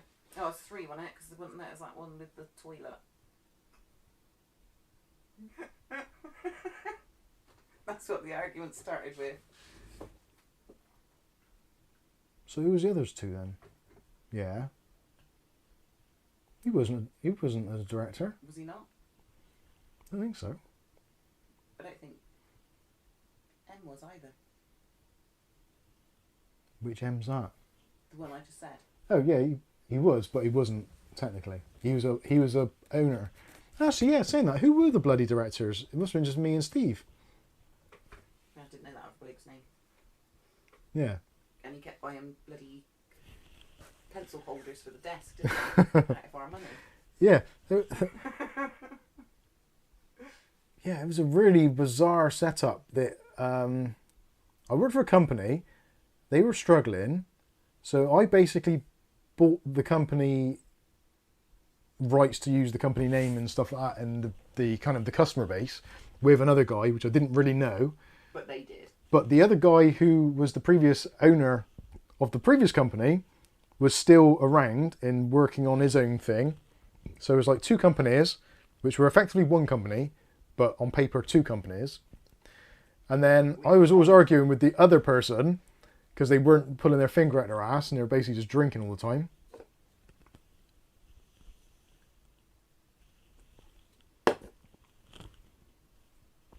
And we had arguments about it. It was like, how can I do my job if you don't do your job? My job involves you doing your job. I would argue for like hours on end on the phone. It was ridiculous. Like literally driving across the entire north to the south of Bristol on the phone, shouting and screaming. North to the That south. takes a long time to drive across, to be fair, doesn't it? It does. Like hour and a half, easy. Traffic And just, yeah. and road systems. And then went into, I had a week off because it was my birthday, my 30th birthday. And then went back in and it's like, no, I think he phoned me and said, oh, can we have a chat? It's like, okay. Oh yeah, because you said, have you got a special present for me for my big Yeah. birthday? Or So I something sat like down in this meeting room and basically said, we'll give you some money, that. Which was our money. which was our money anyway, and kind of, we think you should like not be a part of this anymore. You don't share our values. It's like, right, okay. So you didn't want him to wish me happy 30th birthday. You just wanted to basically say you don't want to work with me anymore. It's like, okay. So I basically took a month's money and some other residual money, which was nowhere near what I'd invested, and just thought, okay, sod it, let's go. And walked away. And I probably lost, what, 30 grand? 15, I think. £15,000 easy, plus the extra money which I paid in. And that, back then, that was hard. And we had like a 2-year-old and a... Yeah, a 2-year-old and a 4-month-old. It was like, No, it's 4-year-old, wasn't it? Oh, sorry, yeah. No, 1-year-old. Angel was 1, wasn't she? Yeah, George 1 and was 3-year-old. I 3. think. Yeah, that was a nightmare. But it was one of those things that it kind of, you'd think that something like that would really, really sting. But actually it's like, yeah, actually I don't really care. This is absolutely fine. I've just had a holiday, I'm pretty chilled. Like, yeah, whatever. I did see him once in Staple Hill. And I think he was sweet talking someone else for money. Ironically, the company that then was what it was failed miserably on another 2 multiple occasions, I think. So I was glad to be out of it, to be fair. But I don't think the person he was sweet talking when I seen him would have ended up giving him any money. Yeah. Good times. Still, we all have to learn our life lessons, don't we? This YouTube thing doesn't make any sense at all. Anyway, I just realised what the time is. Right, we had... actually, what's that? I have been with my current company for 18 years in my line of work for more than 32 years. Wow, that's impressive. I've never been in a job more than about 14 years, I think is the longest, and that was at the BBC. 13, 14 years, something like that. That was nuts. Mookie MC says, and now that company is today known as Tesla. Yeah, Microsoft. They've kept my name, the bastards. Oh dear.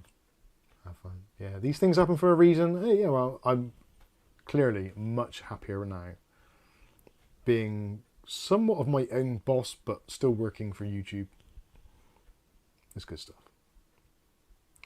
Right, anyway, I better wrap this up because I've got work to do tomorrow, unfortunately, and not looking forward to it. But if you are local in the Bristol area and you want to drop into Motor Parts Down End and say hello, you're more than welcome to. I'll probably be on the counter, probably eating maybe...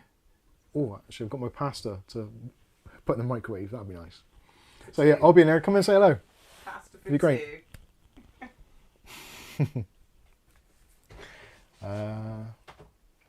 Stuart Cleary says, very kind of you not to include ads tonight, Mike. I told them all you're not that much of a skinflint. No, this is true. Actually, I prefer not having the adverts on. It still says I've got a big blue thing on the front of me saying, now would be a good time to insert ads. Creators earn more money inserting ads the more viewers are watching. Give it a try. No, close. Right, on that bombshell, thank you all very much for dropping in on the chat tonight. Hopefully you've had an enjoyable time. If you have, smash the like button. If you're not subscribed already, come on, give me a break. Hit the subscribe button. Oh, we're doing a countdown now. Who's counting down in what? To our 100,000. Yeah, countdown to the 100,000. We are 1,100 and something subs away from being 100,000 subs, which is absolutely mind-blowing. I still don't really understand how that works. Some sort of mystical, weird shit going on. It really is. 1,123. I can actually read that from here almost. Well, that's huge, babe. Thanks. 1,123 subs to go.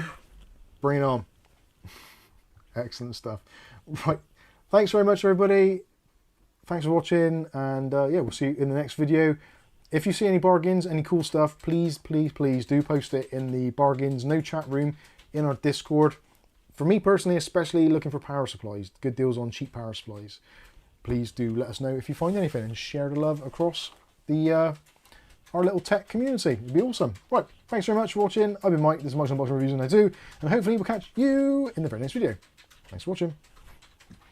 It's almost like I can do that in autopilot. I'm going to press the button. Cheerio.